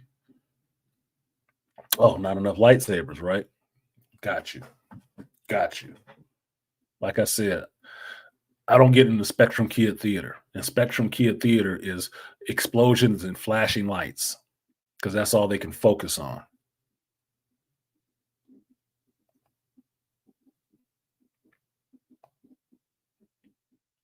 Yeah, you do, Ray. To be up on this conversation because Mandalorian season 1 and season 2 were the best. Season 3 was a freaking abortion. Filmed in HD. Internal. That is how you kill somebody's baby in front of their face and make them watch it. Ahsoka was the same thing for George, to me. How you figure out that Judas took his pieces of silver to turn your ass in. Jon Favreau got to see his baby mutilated in his face. The Mandalorian, season 3. Oh, excuse me. Co-written by KK and Dave Filoni.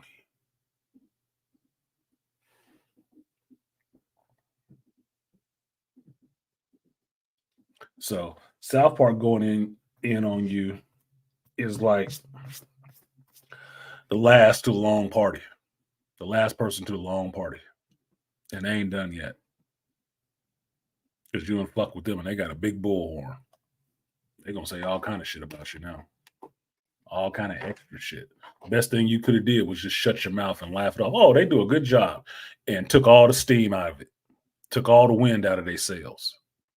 Ignored it like you've been ignoring the people on YouTube talking shit. But no, you couldn't, because your fucking egos is touched. Your feelings, your emotions got you all tingly because they said something true about your ass, and you don't want nobody to know that. We all see it. We're not blind. You are a failing company right now, and I haven't looked at the stock price lately. I wonder. Apparently, I'm failing too because people bouncing out of here. I must have said something to strike a nerve. Like, share, subscribe, support the stream if you feel so inclined.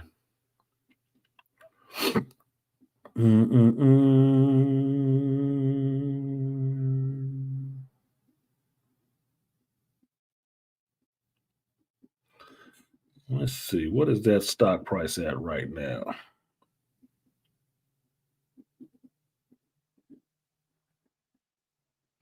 For good old Disney.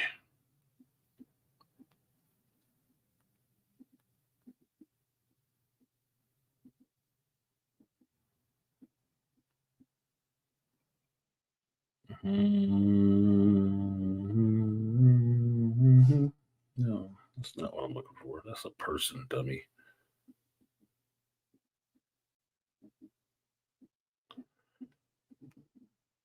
There we go. Ooh. Ooh. Ooh, that's looking bad. That is looking bad. Current share price 85.07. So they rebounded a little bit. They rebounded it a little bit.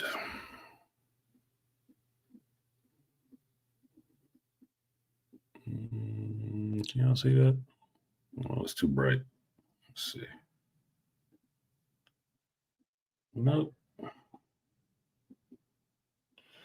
There we go. There we go.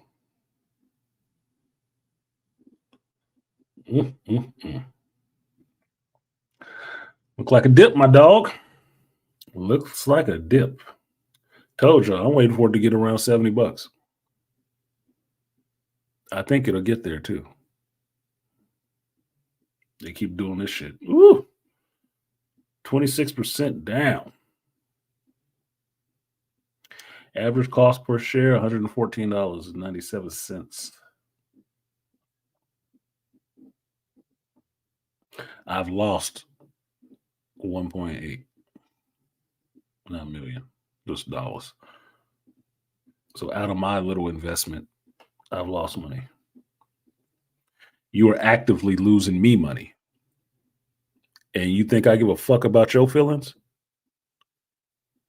You lost my money, motherfucker. I didn't lose yours.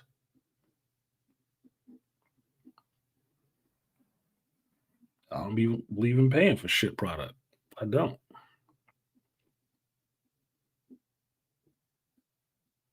Q2. And Q3 is coming up on the 8th. Ooh, baby. Ooh, baby. We sliding into Q3 ending low.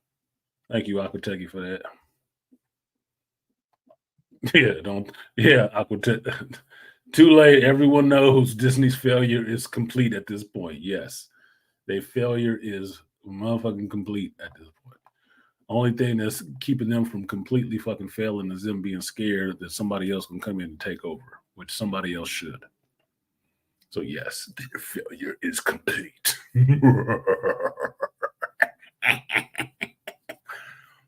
Once again. Jesus. 85.07. The price now is worse than the pandemic crash price. Yeah, but that's okay. Keep driving this shit into the gutter so somebody else with some money can come buy all that shit up and get controlling interest and kick you dumbasses out because that's what you need. If you listen to some other geeks in the space that do the behind the scenes information stuff, they'll tell you about Nelson Peltz. They'll tell you about them other investment companies that he told they ass he'd be back like Arnold Schwarzenegger, like the Terminator, and he back, and he want that seat. Get out my seat, Bob. Get out my seat. You costing us big fish investors a lot of money, and we don't like losing a lot of money.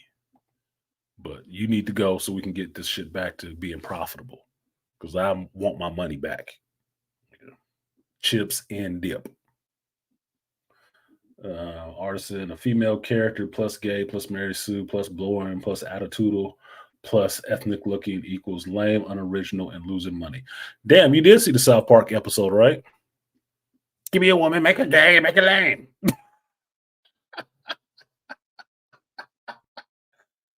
That shit. Oh my God, dude. Oh my God. That was terrible. It was terrible.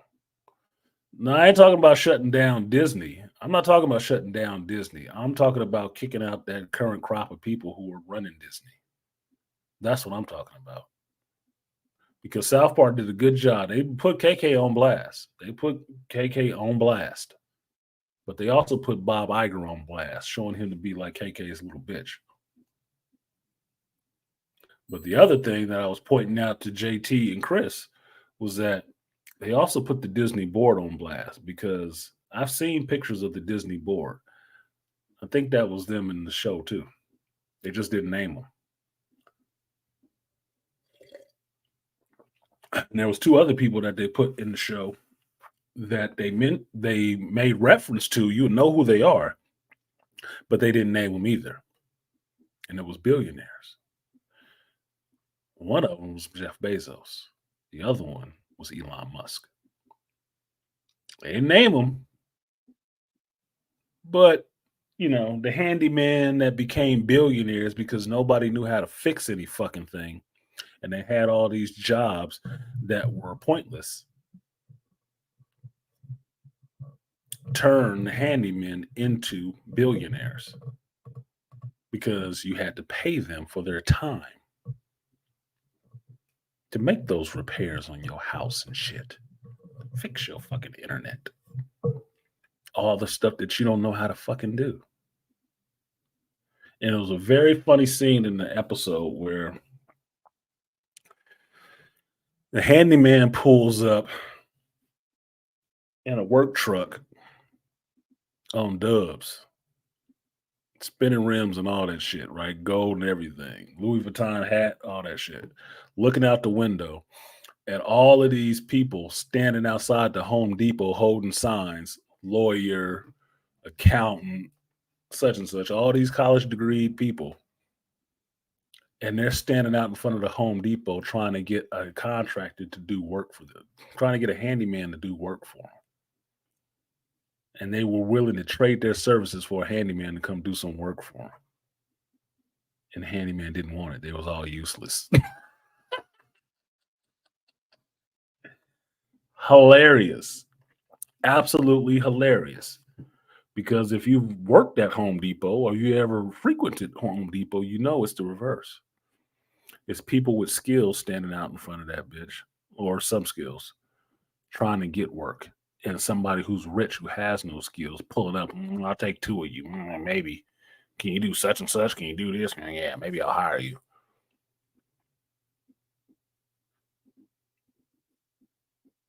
Funny juxtaposition that the people with the actual manual technical skills to keep, this whole shit running were the ones who end up becoming billionaires. Imagine if that worked like that. Imagine if it worked like that. That mean a motherfucker like me would be a 2 times over millionaire. Could be. Why? Because I have a lot of skills. And namely, chief among them is that I can build and build almost anything. I have the know-how to do it, but I also can repair because I have the skills to do that too. So not only can I create and destroy, I can repair and make better. That's the life cycle. And I can do all three.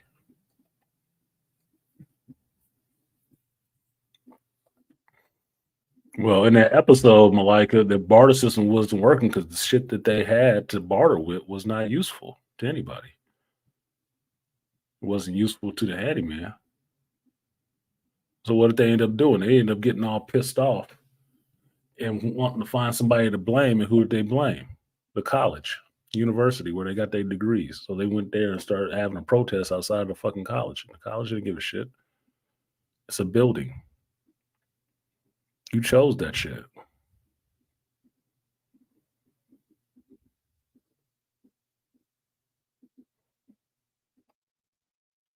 It broke the college's window. No, here's the funny part.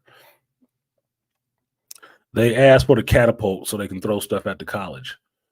They ordered the box. The box showed up. They had to hire a handyman to come put the damn catapult together so they could throw rocks at the college. Because none of them standing there knew how to put shit together. Once they finally got it together and threw the rock at the college and busted a window, what happened? College quickly called somebody. A handyman showed up and fixed the fucking window quickly and was out of there. Why? Because the college has more money than these motherfuckers. So they can actually pay the handyman more to get him to come there quicker to do their job first. They're paying for the skills. And they're willing to pay more to get them to get there sooner.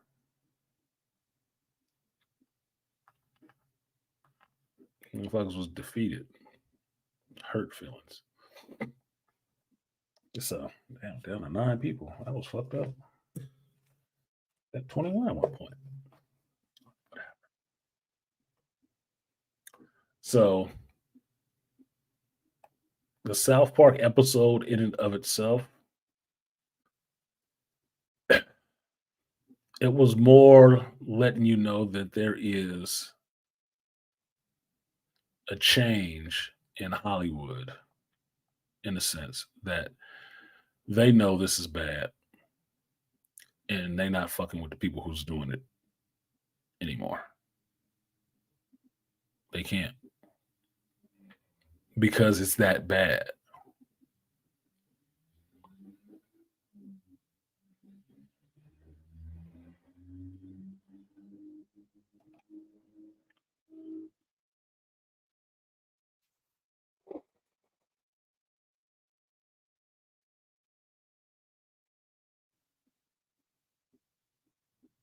Sorry about that.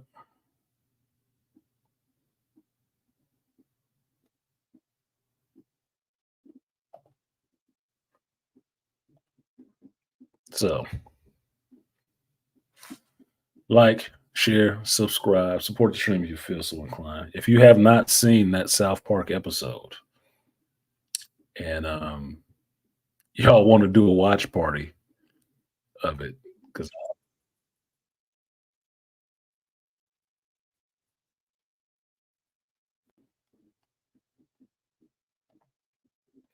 and y'all want to do a watch party for it, give me a 1 in the chat. Maybe a little bit later on, I'll fire it up and play that shit again in a closed stream so you can watch it. And we can all have a good laugh on that shit. I'm just saying. I got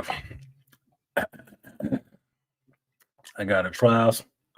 I got Paramount Plus right now, and I got live stream capabilities. So we can all watch and laugh together again. Look, Malika like 1. Yeah, I got you, Malika. I got you. This is what I'm doing for the rest of the night after I go see about Nina. That's what I'm doing the rest of the night. I'll be right back here in the den of debauchery, and doing my dizzle. So be on the lookout for that link. It'll be in the community tab.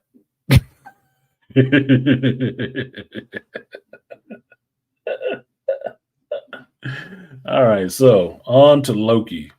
On to this Loki shit, because this plays in to South Park in a way. Can y'all let me know? Apparently my mic is good, because y'all ain't said it was bad one time. Said, hell, I'll be here. Malika, Ray, Swift, Aquateki. Okay, well, keep your eye on the community tab. As soon as I finish this, excuse me.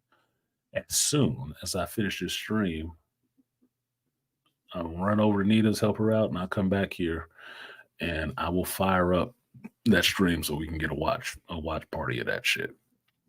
And so keep your eye on the community tab on the artisanmc stream. You'll see the link there. It'll be a closed stream because I will not put it on YouTube. No, I want motherfuckers to pay Matt and Trey to watch this shit. But y'all will watch it with me again, because I do want to laugh about that shit one more time. It'll just be fun. It'll just be fun. It'll be fun for me. So I'll make sure it's not too late for you East Coasters. So it's all when I finish this stream off. So since I'm getting into the Loki now, it'll be soon. But it's not too late. But like, share, subscribe, support the stream if you feel so inclined. We are still 3 away from the goal. So if you would like to help support the expertise, please do. Ray, I don't know when House of the Dragon is coming back, but I'm watching it when it does. House of the Dragon was my show. That was a damn sight better than that Rings of Powwow. Power napping. And I can tell you this, Loki is running a close second to the Rings of Power napping, because every time I watch an episode of Loki, I am falling asleep on the watch and review that I put up on Patreon. So if y'all want to see what it looks like to see me get bored to falling asleep and dozing off, watch some of those Loki shows on the watch parties for that. Watch, you'll see. I'm falling the fuck to sleep. At this point, I've seen episode 4 2 times and fell asleep on it 2 times and recorded myself falling asleep watching it 2 times at 2 different times. It's not me. It's the show. Boring as fuck. Chris said it best yesterday that Loki, the show is going on. Episode-wise, a lot has happened. Story-wise, a lot has not happened. Timeline-wise for the show, oh yeah, we like 5-6 episodes in. But story-wise, it ain't really advanced to nothing. It ain't really advanced to anything. Like, we're still dealing with the same dumb shit. What the fuck? Why falling asleep on Loki? It's Loki though. Yeah, it's Loki though.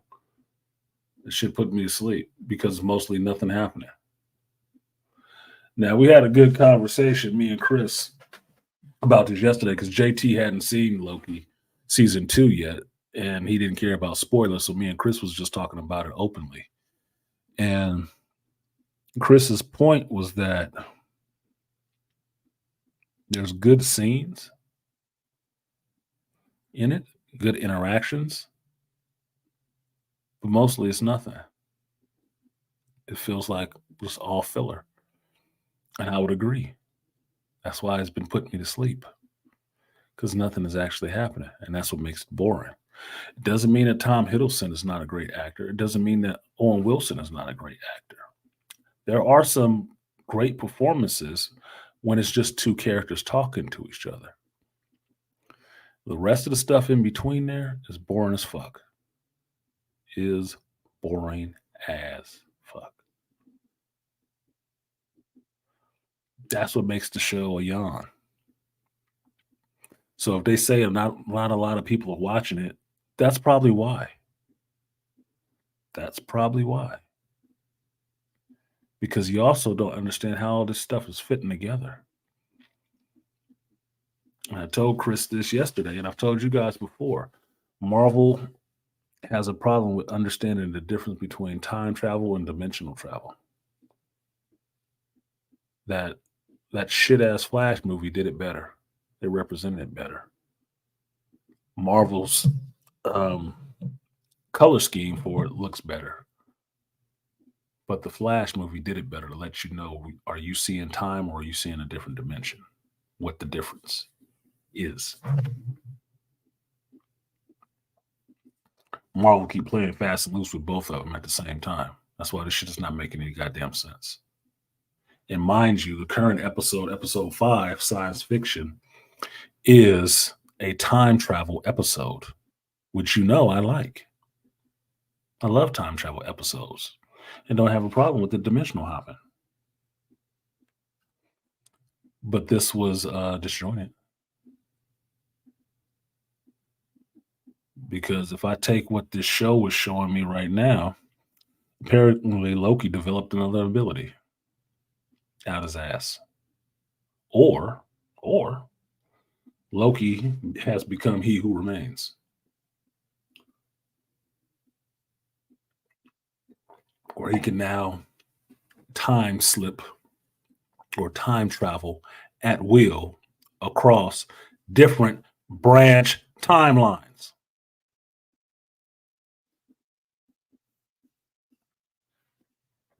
Which would be different dimensions.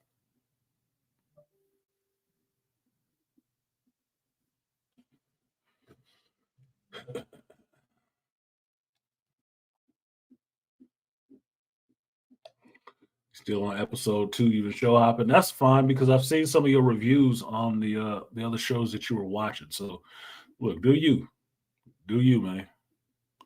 A lot of people don't understand how much time it actually takes to watch these shows and then record reviews and then edit reviews if you're going to do the work on it and actually put it out. It does take time, especially if YouTube is not the only thing you do in the world. Or you don't have a team of editors that you paying, that you just get to record something and throw it off to them and they spend the rest of their night chopping it together to make it look all fancy. No, this is for the most part a one-man operation or woman, depending on how you're doing it. There is not a team over here. If you grow big enough to have a team, God bless you. Until that time, you're gonna have to do it yourself. It's just what it is. You don't think so? Ask JT and Chris about getting their comics put out and done. That's them. They ain't no angel investors. That's them. They hard work, skill, and grit. So blood, sweat, and skill, as it would be, going into even putting out a trade paperback or a small book. That's them. That ain't nobody else outside of them writing it and the artist drawing it. The rest of that shit is on them.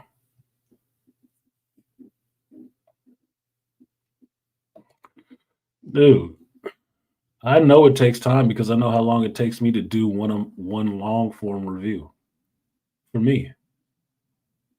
And I'll do the shit on my phone or sitting in front of a computer like this. If I do it the way I want to, it'll take probably 10 hours. If I can get 10 hours uninterrupted, it'll take 10 hours.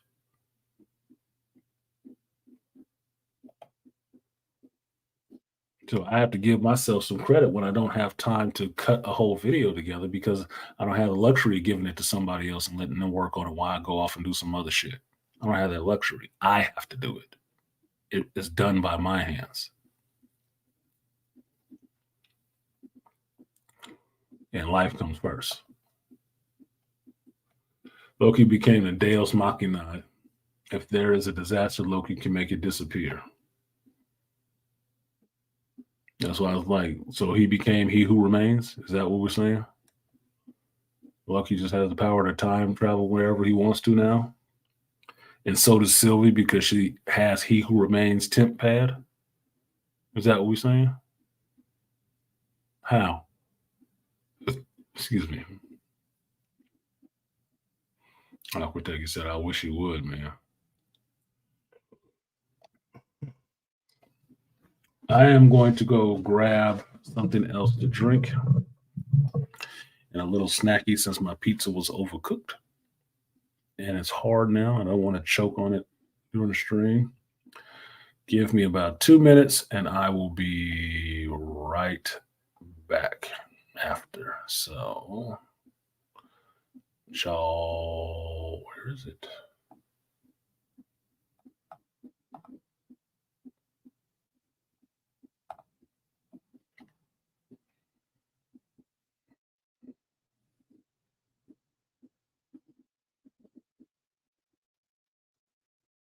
Where the hell is it?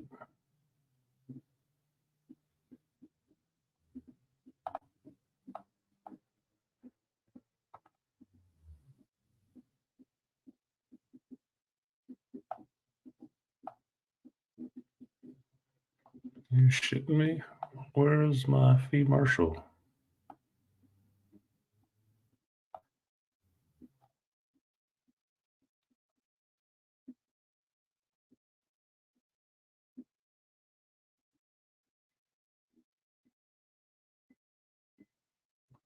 Where's my fee marshal?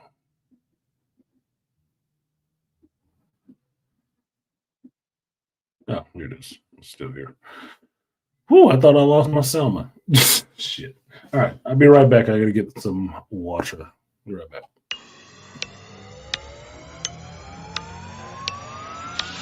Get your booty to the pole, get your booty to the pole, get your booty to the pole, get your booty to the pole, get your booty to the pole, get your booty to the pole, get your booty to the pole, get your booty to the pole. Yeah. Did we get your attention? Good. Get your booty to the pole. Get your booty to the pole. Get your booty to the pole. Get your to the pole, get your booty to the pole, get your booty to the pole, get your booty to the pole, get your booty to the pole, get your booty to the pole, get your booty to the pole, get your booty to the pole, get your booty to the pole, get your booty to the pole, get your booty to the pole, get your booty to the pole, get your booty to the pole, get your booty to the pole, get your booty to the pole, get your booty to the pole, get your booty to the pole, get your booty.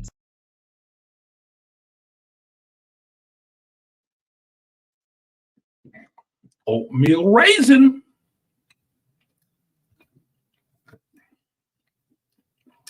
Shout out to the chef who made my tasty oatmeal raisin cookies. They're a week old and they still taste good. Just saying.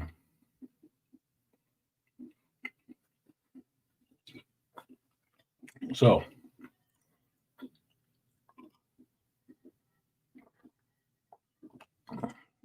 Loki, season 2, episode 5. I haven't actually done my review on this yet, even though I watched the episode this morning. I did not watch the episode while I was recording it on StreamYard. I watched it while I was cleaning my kitchen. So,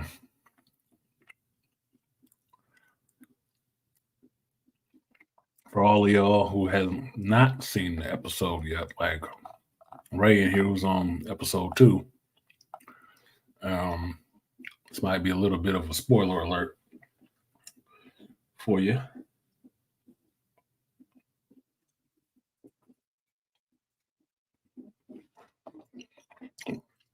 You know, I don't like spoiling anybody else's first time enjoyment of something, but I'll talk about it a little bit because that was on the list that people gave 213 on what to talk about. So,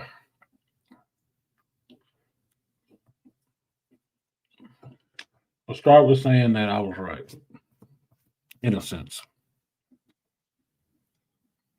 The end of the last episode did see a reset of the timeline. What it actually did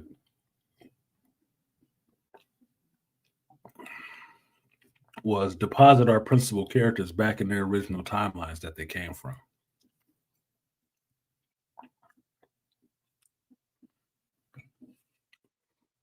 Meaning that you got to see Mobius trying to sell Sea-Doo jet skis.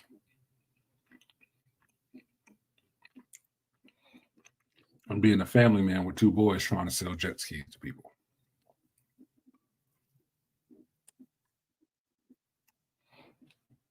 That B-15 was a doctor in her timeline, pediatrician.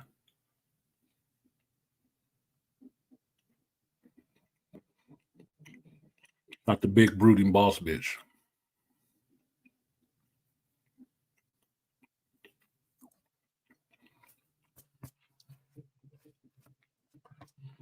What you also see is that Loki is once again time slipping, which not really time slipping because he's jumping from different branch timelines. So to me, that makes it dimensional travel. Even though he shifts from 1962 to 20 something,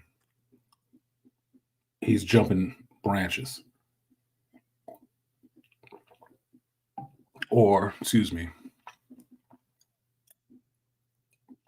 No, he was jumping branches and time at the same time. Now, they still have not determined where this, what the reason is that Loki is time slipping the way he is. They have not defined that yet. From 5 episodes, they still haven't explained why he's able to do this. So I'm taking it as it's just some freak thing that's happened with Loki having been to the end of time and being around He Who Remains, that it is some residual energy or whatever on him that's causing him to be able to do this. It also is not saying why that's not happening to Sylvie as well. Because Sylvie has He Who Remains temp pad, so she just goes wherever the fuck she wants to, whenever she wants to. How she's navigating it, you don't fucking know.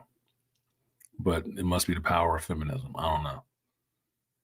But she goes where she wants to, and she's not suffering any ill effects. Now, Loki, shifting in time, is constantly shifting in time to one of the other principal members of the cast that we're looking for. And they are in different branch timelines. Now, he finally lucks up and ends up finding Ouroboros. What up, Two Triv? And Ouroboros, in this native timeline, is a science fiction writer. And nobody wants to read his book. Or at least none of the chicks at the bookstore supposed to be selling books wants to read his book, saying this is not the right book and people don't like that here. Why? I don't know. Science fiction is awesome. But chicks have no use for science fiction because science ain't no touchy-feely stuff. Nothing touchy-feely. It's actually fact-based. So what use would they have for that? Facts.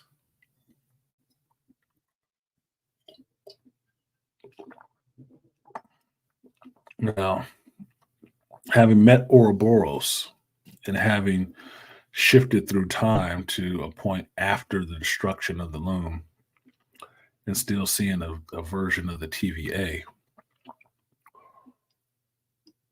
Loki is able to grab a TVA manual, and when he meets the Ouroboros on his native timeline, he is able to give him this book, which helps him to develop the temp pad and help find, or at least bring together, all the members of the principal cast from their timelines together so they can actually change this whole situation. And that's the episode. That's it. That's what I mean.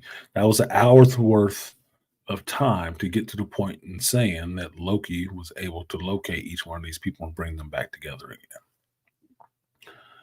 Damn near an hour for that, which could be explained in less than 5 minutes. This is what I mean by, you know, nothing's really happening. What you did get out of this is some nice special effects and a little fun in seeing how everybody fell back into their normal lives. And Loki trying to wake them up and bring them together, convince them to come with him, bring them together. Now, the dumb part of it was Sylvie. And Chris had kind of warned me about this before I watched the show, that he didn't like Sylvie in this, and I would see why. And I did. Because what she did in this was convince Loki of one thing. And then not 10 minutes later, like a chick having a period or a mood swing, she completely reversed her position and came back to tell Loki, this is what you should do now. And he was following her lead. That she told him no, and he got completely defeated from just that. It's over. Everybody go back to your own timeline. Yeah, I was being selfish. And I'm like, no, you simple bitch. She's being selfish. Did she even tell you she had a He Who Remains temp pad? She ever told you that shit yet? She knew exactly who you were and everything. You know what that means? She probably the one who made you guys get all screwed up like this anyway. That everybody went back to their own timeline because she's making a case for them staying and letting all the rest of this shit unravel. And the only reason she gives a fuck because it's unraveling the one branch she wants to live on. That ain't her normal branch anyway.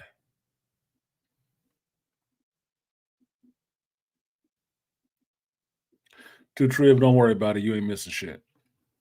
The only thing you missing is a Jonathan Majors performance that anybody not the same color as him thinks is terrible for obvious reasons. How do people come in to say they're going to watch the playback? You don't have to announce watching the playback.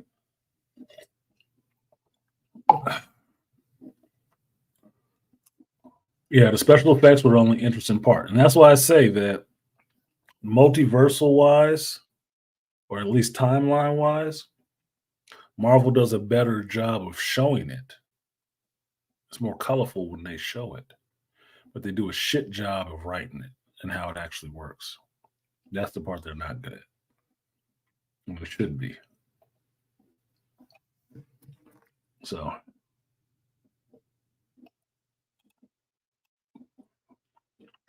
what Loki ends up kind of discovering is that, like the movies, The Sphere, Loki does have the power to control his time slipping. And he can go to where he wants to be and who he needs to be.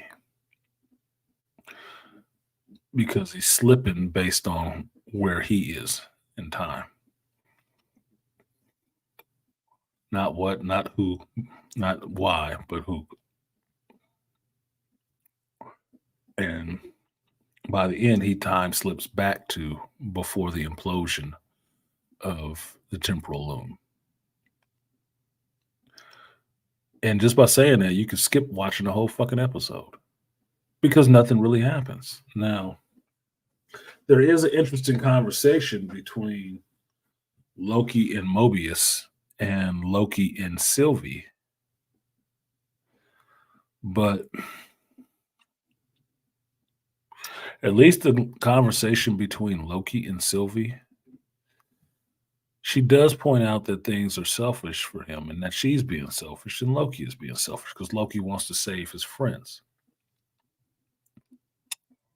But it's not selfish in the same way that Sylvie wants to be selfish. That doesn't make it the same because Sylvie is only selfish for herself, for nothing. She just wants to come back and keep working her Mickey D's job and eating free French fries and burgers, and that's it. Bullshit. Oh, they're better if they go back on the timeline. The way she's campaigning, it's like she's the one that made that shit fail. So everybody just got to go back to their own native timeline, and they're better for doing that. You don't know what the fuck you're talking about.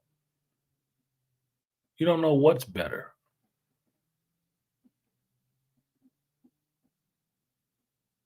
You are, in fact, trying to play God at this point because Loki apparently can't do shit without you for some reason. Did we forget that Loki is a whole damn god? A whole Asgardian god? Did we forget that shit? Why the hell does he need her to do anything? He can't make a move without Sylvie. It'll all not work without Sylvie. And if you don't get that step and fetch it stupid shit out of here, where was Sylvie when he was, working with Thanos and came to take over New York? Did he need Sylvie then? Her and her little pointy stick? No. He'd do just fine by himself. Like Chris was pointing out, did we forget that this motherfucker is a whole frost giant? He's a frost giant baby. That's not a human being. A regular human should die fucking around with Loki. He is not weak sauce. So why does he need Sylvie's good goofy ass? From a branch that don't even exist anymore.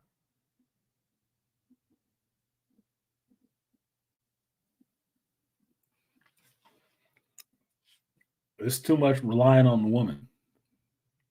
Too much that she can break you with one word and then give you purpose with the same word as soon as she changed her mind again. She don't care, now she care.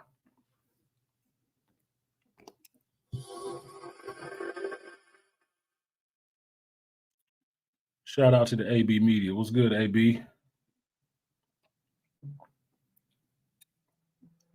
She is annoying. And she's annoying because she doesn't give a shit about anything. She comes in at different moments to give some half-ass witty remarks, little low-key condescension, and only personal self-interest, and then comes back to give people marching orders on what to do, like everybody should be following her. What part of this show did I miss where Sylvie became in charge of something? That she was the one that needs to make the plans and give people the snap to. I didn't think this show was called Sylvie. I thought it was called Loki. The character from the Avengers.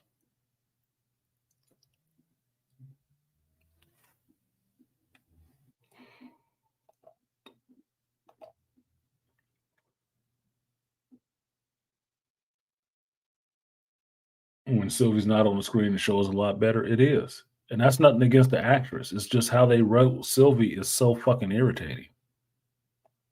Look, I was telling Chris yesterday, look, Arya don't even like that shit.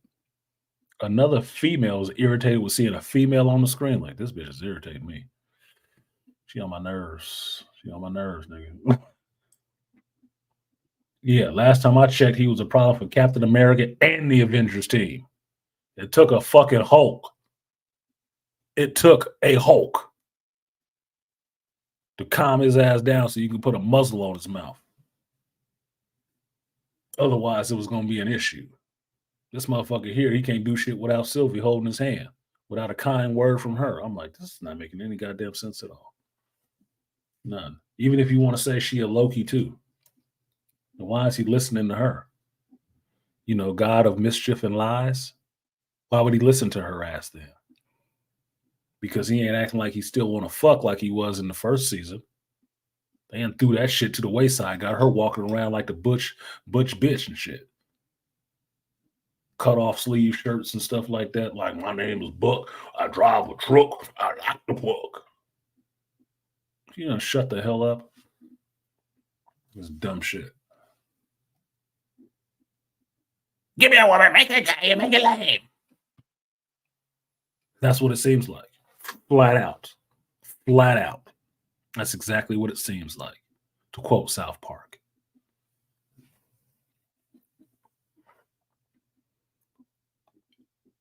So the conversation they had was interesting. She made a point, turned him around, and he was totally deflated from that one thing. Totally deflated, depressed, and everything else. I'm like, good now. That don't make no sense. And then she back. Why? Because the little music shop she went to, she got to get another black man killed. Another one. The only one in this episode, he got killed too. You got to see that shit. But because of that, she get to bounce out and say, we got to do something. Because I was enjoying my music and I was interrupted. Selfish, self-centered. What is your purpose here? Just go back to the first timeline you found and wanted to stay at because you like fucking French fries? Look, I'd be more inclined to believe that Sylvie had a whole life and had a baby on that timeline than to go with the way they're going right now, where there's no reason for why she's so attached to this one branch timeline. Because it makes no sense. It's not in the same place Loki is. And she's willing to let the whole of the multiverse crash together and explode just so she can be where the McDonald's is for her and do her shift at the restaurant. Get the fuck out of here. That's stupid. But that's what the hell you're getting in the show.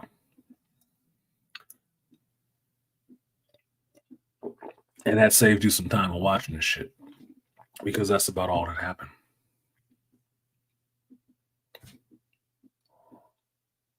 Now, there was an interesting conversation between Loki and Mobius as well. Where Mobius he doesn't remember being Mobius. He doesn't want to go with Loki. He wants to take care of his kids. But of course, he got this big ass house with 2 boys. But you ain't seen no wife. You ain't heard about no wife. So I guess he's just there with these 2 boys that he can't control. Because a grown man talking to 2 little boys, his sees, can't get his son to stay where he is and not run off burning matches around the house like he's fucking 5. And the kid looks like he's about 10 or 11.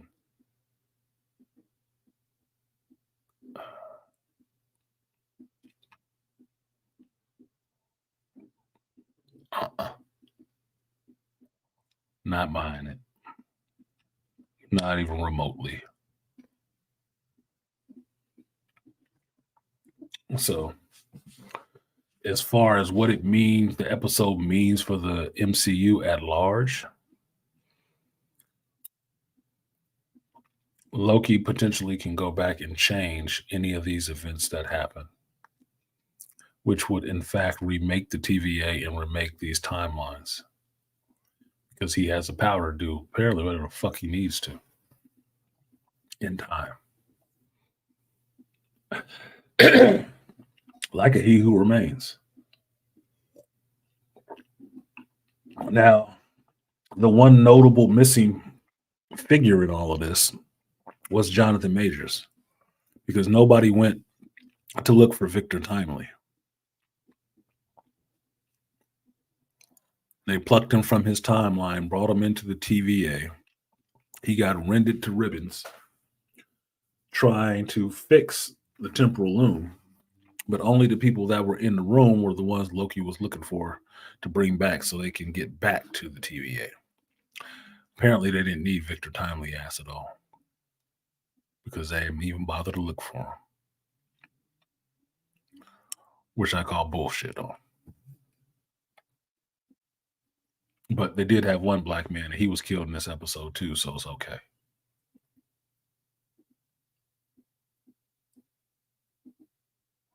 Sylvia's proof that an aimless, unmanageable woman with no system, order, and structure will always create destruction and chaos. Yeah, and revel in it.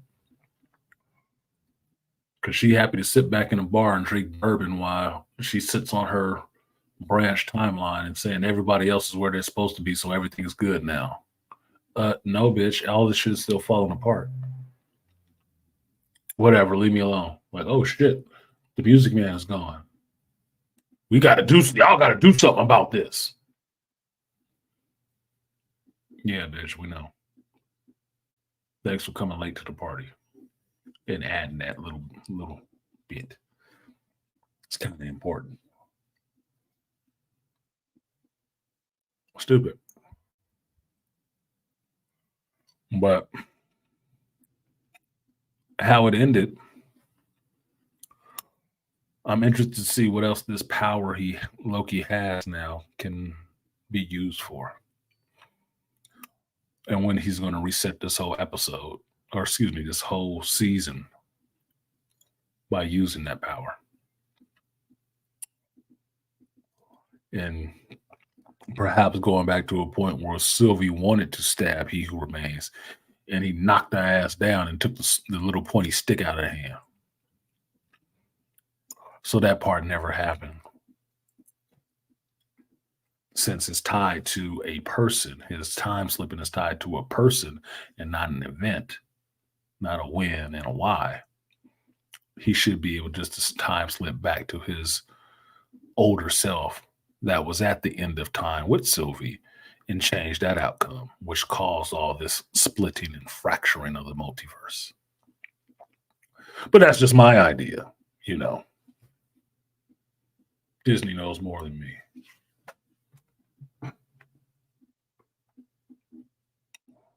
And they're never wrong. And you can't point it out when they are. Just saying.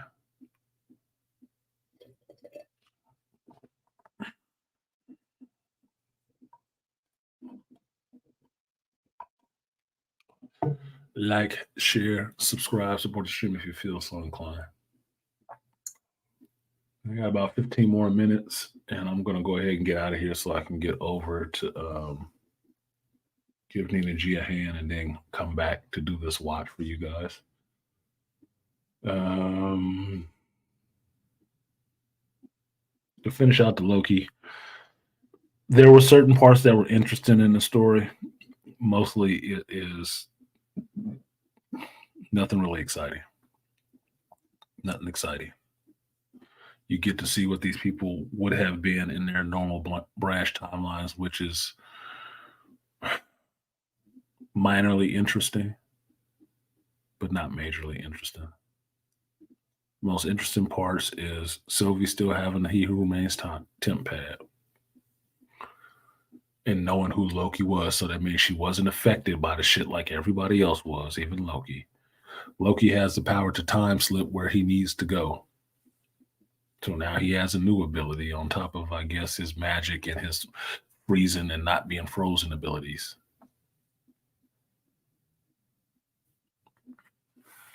And the TVA, because Loki can time shift, all of that stuff can be changed. As long as he time slips back to a form version of himself. Okay. And yes, to Studio's point, you can't reverse the almighty Sylvie. No, because Sylvie saves all. Sylvie saves all. When she's not being selfish, saying, fuck all of y'all. Because you got to remember, this is Marvel. This ain't Lucasfilm. This is Marvel. So that's the Victoria Alonso thing. And that's why Sylvie looking like a butch lesbian. Just want to fight and kill stuff. With her sleeveless shirts. And them bony ass arms sticking out of there like you can do something with that shit. Besides get them broken. Fuck out of here. So, with my last 10, 15 minutes on this, I'm going to give you some on the Flowers, or the Killers of the Flower Moon movie, which I did see last Friday night. It's a busy night. I did put up a reaction to it on the channel. The reaction went in about 11 o'clock at night, so I'm not surprised if nobody saw it. but you should probably go back and watch that reaction. What can I say? It's not a spoiler because it's based on a true story. There's not really a spoiler that I can give because it really happened. You can Google it from history right now and find out what happened before even watching the movie. But the short version is the Osage Native American nation found oil on the land that they settled on. And they leased portions of that land out to people to come refine the oil. And those people, the white men who came along to get the oil off that land and pay the Osage for their usage, made the Osage incredibly rich. And because they were incredibly rich, all these cottage industries sprung up around trying to deprive them of their money, trying to relieve them of the money that they gained. And it was basically all a bunch of white dudes doing it. That everybody was involved in the graft, the destruction, corruption, and the outright killing of these Native American peoples to get that money transferred from them to their new white in-laws. Now, watching that movie, I thought BGS should watch it because it reminded me of some stuff from Daughters of the Trade. How these people would marry into these families so they can get access to going further into Africa to grab slaves and shit.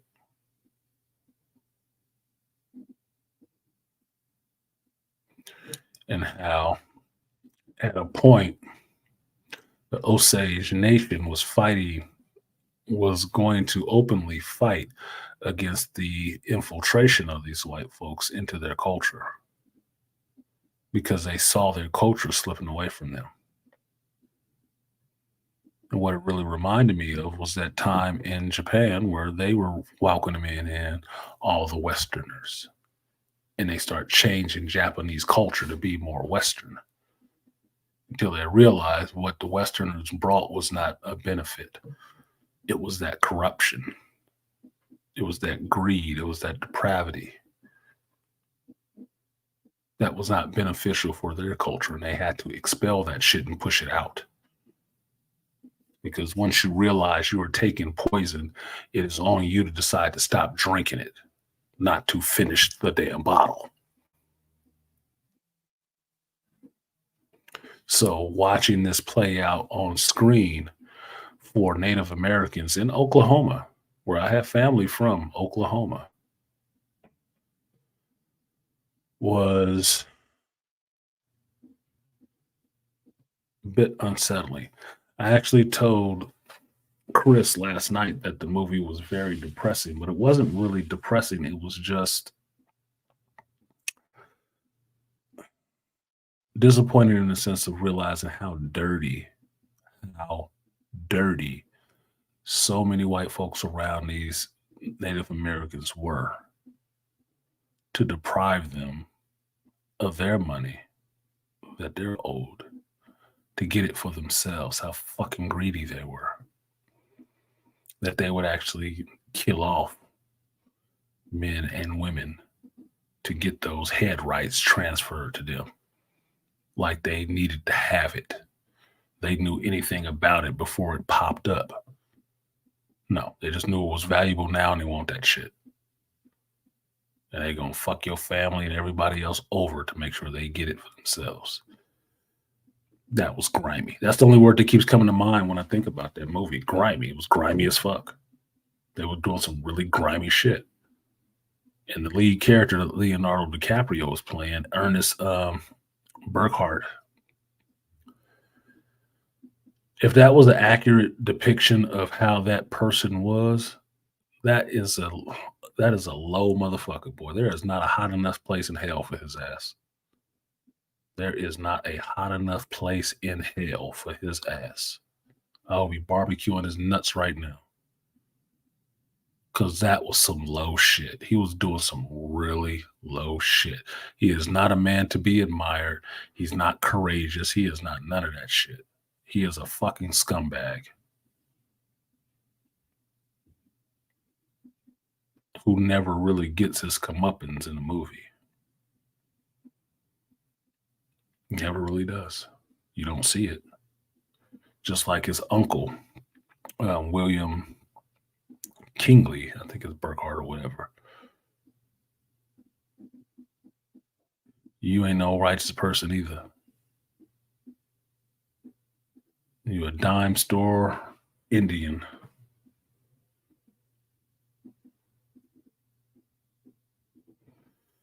That shit was sad. It was sad. I didn't have any emotional reactions watching the movie, but just thinking about it cerebrally is that shit was sad. And it was just how grimy these people were. To get stuff that didn't even belong to them. It didn't belong to them. It wasn't yours. You left them this shit land. They found oil on it. The fuck do you get? What claim do you have over it? Or it'd be better. It's God's will if it, it kind of comes to us. It ain't fucking God's will. If it was God's will, the oils would have sprung up from underneath your asshole. But it didn't. It sprung up from underneath theirs. So it ain't God's will that you should just have it to be a better caretaker of it. No. That sounds like some Christopher Columbus shit. God just wants us to come here and pacify these savages. Well, why are they savage? Because they want to kill you for coming here to take their shit?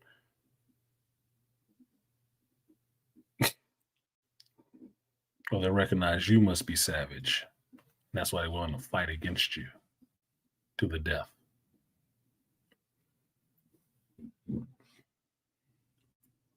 Now, I will say that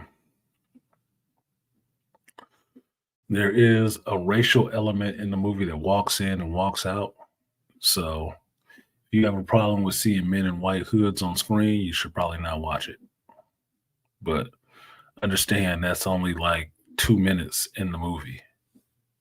There's only 2 mentions of Negro or nigga, something like that, in the movie. The rest of the movie is about the situation with these sisters and Leonardo DiCaprio's character, of what he's doing to help Robert De Niro's character of King get all these rights consolidated into their family from these Osage women that they marry and not so subtly kill off over time.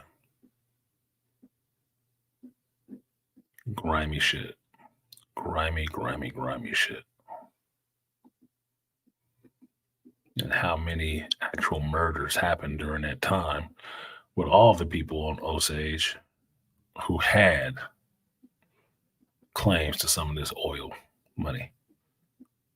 How the white dudes was coming in there and killing up anybody they could to get a hold of those rights.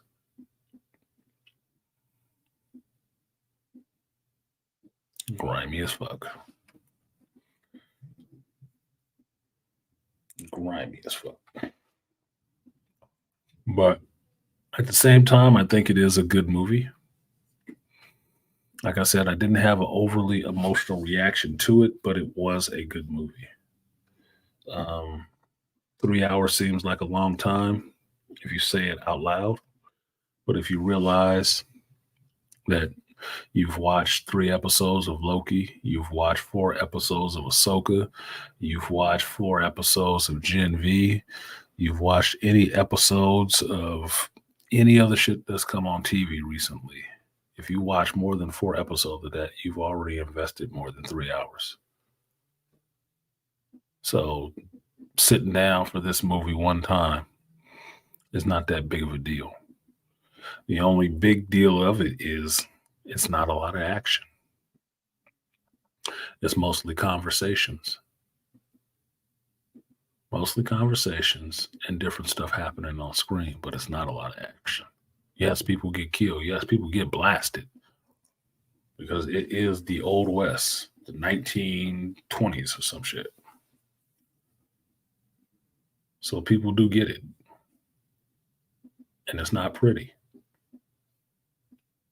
But it is more about the story of these people than it is about making a spectacle with action.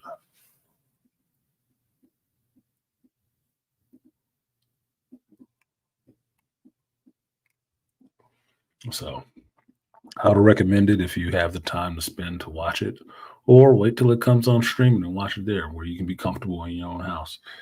Because I can say that the person I went with was uncomfortable about 2 hours in, sitting in a seat, squirming like there was pins in it.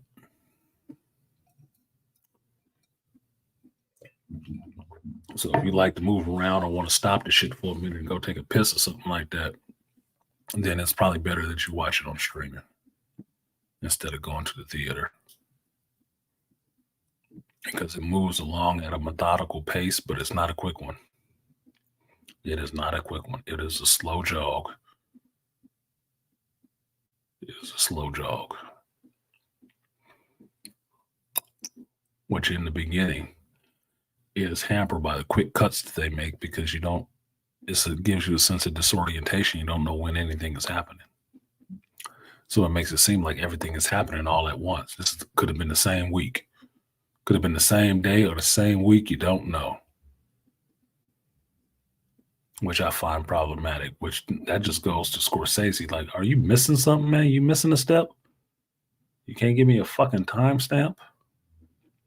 Just say this day and this year a couple times, once or twice.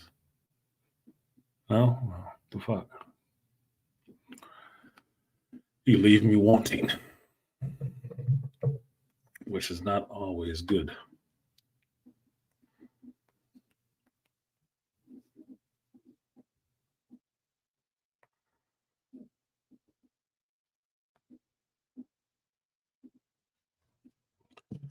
So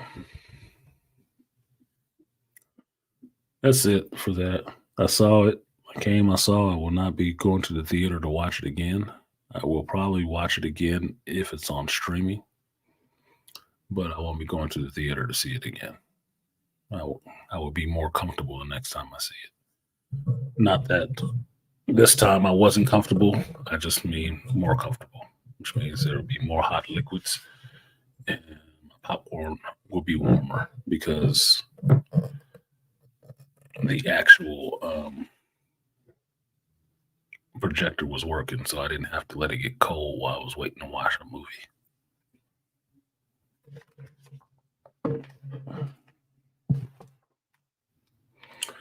So with that, it's 2:00. I am going to close this one out today. Unless some of you guys want to come up and talk about some of this stuff. I don't know what you've seen or what you haven't. You guys got to put it in the chat. But the chat is not moving right now. So either you guys have gone on to listen to something else and got this on the back burner, or you just don't have shit to say. So you're going to have to let me know.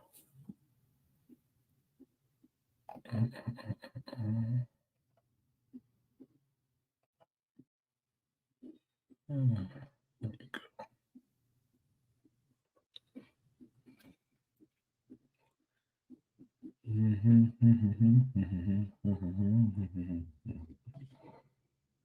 Why is this person texting me during my stream? It's not what we do. You do not text me during my stream.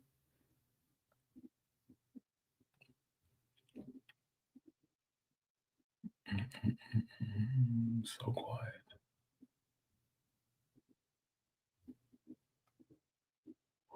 Well, update is, since there are no responses, update is I will be on vacation starting Thursday. I will be going out for birthday dinner on Saturday. I'll let you know how that goes. And then Sunday, I will be live on Sunday, my birthday, the 12th. I will be live on that day. I think it'll be fun. I will not be in Maui, unfortunately. won't be in Maui, but I will still be on vacation. So if I choose to take a shorter trip somewhere, I'll figure it out and do it then.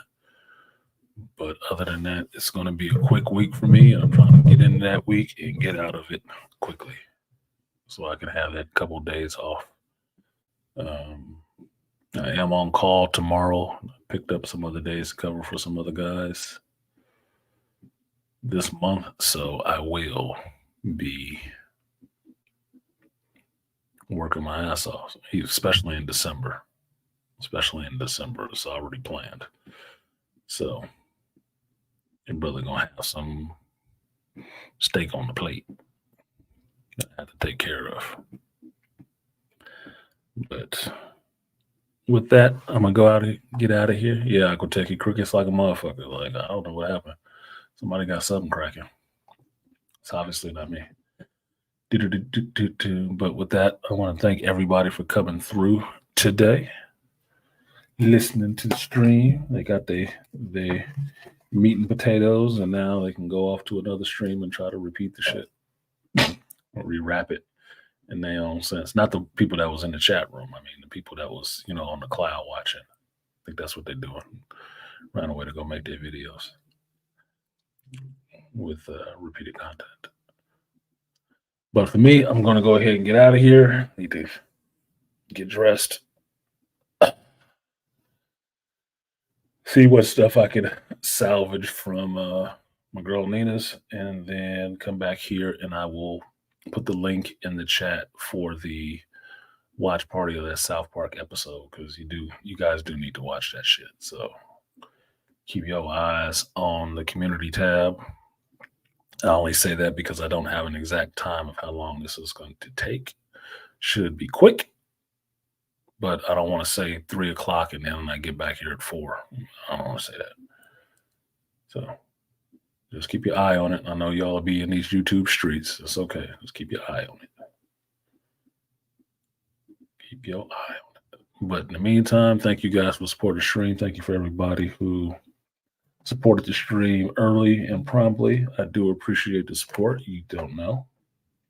Shout out to Aquateki, Swifty, Gerard, Malika, No One, Joe Herb, UYP Studio, Darian Anderson, BMT, and Aaron P. Thank y'all for supporting the stream. I do appreciate it.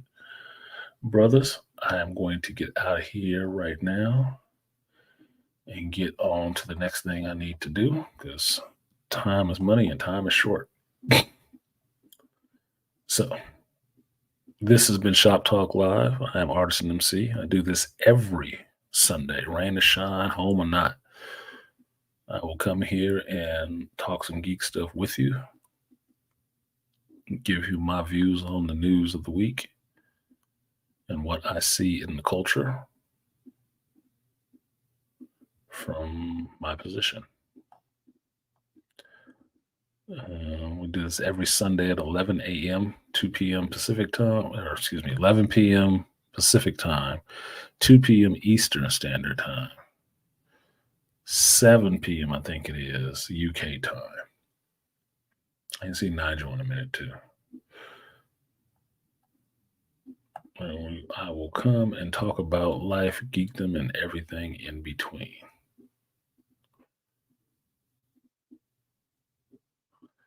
Thanks for coming out, and I will see you guys next time. Peace.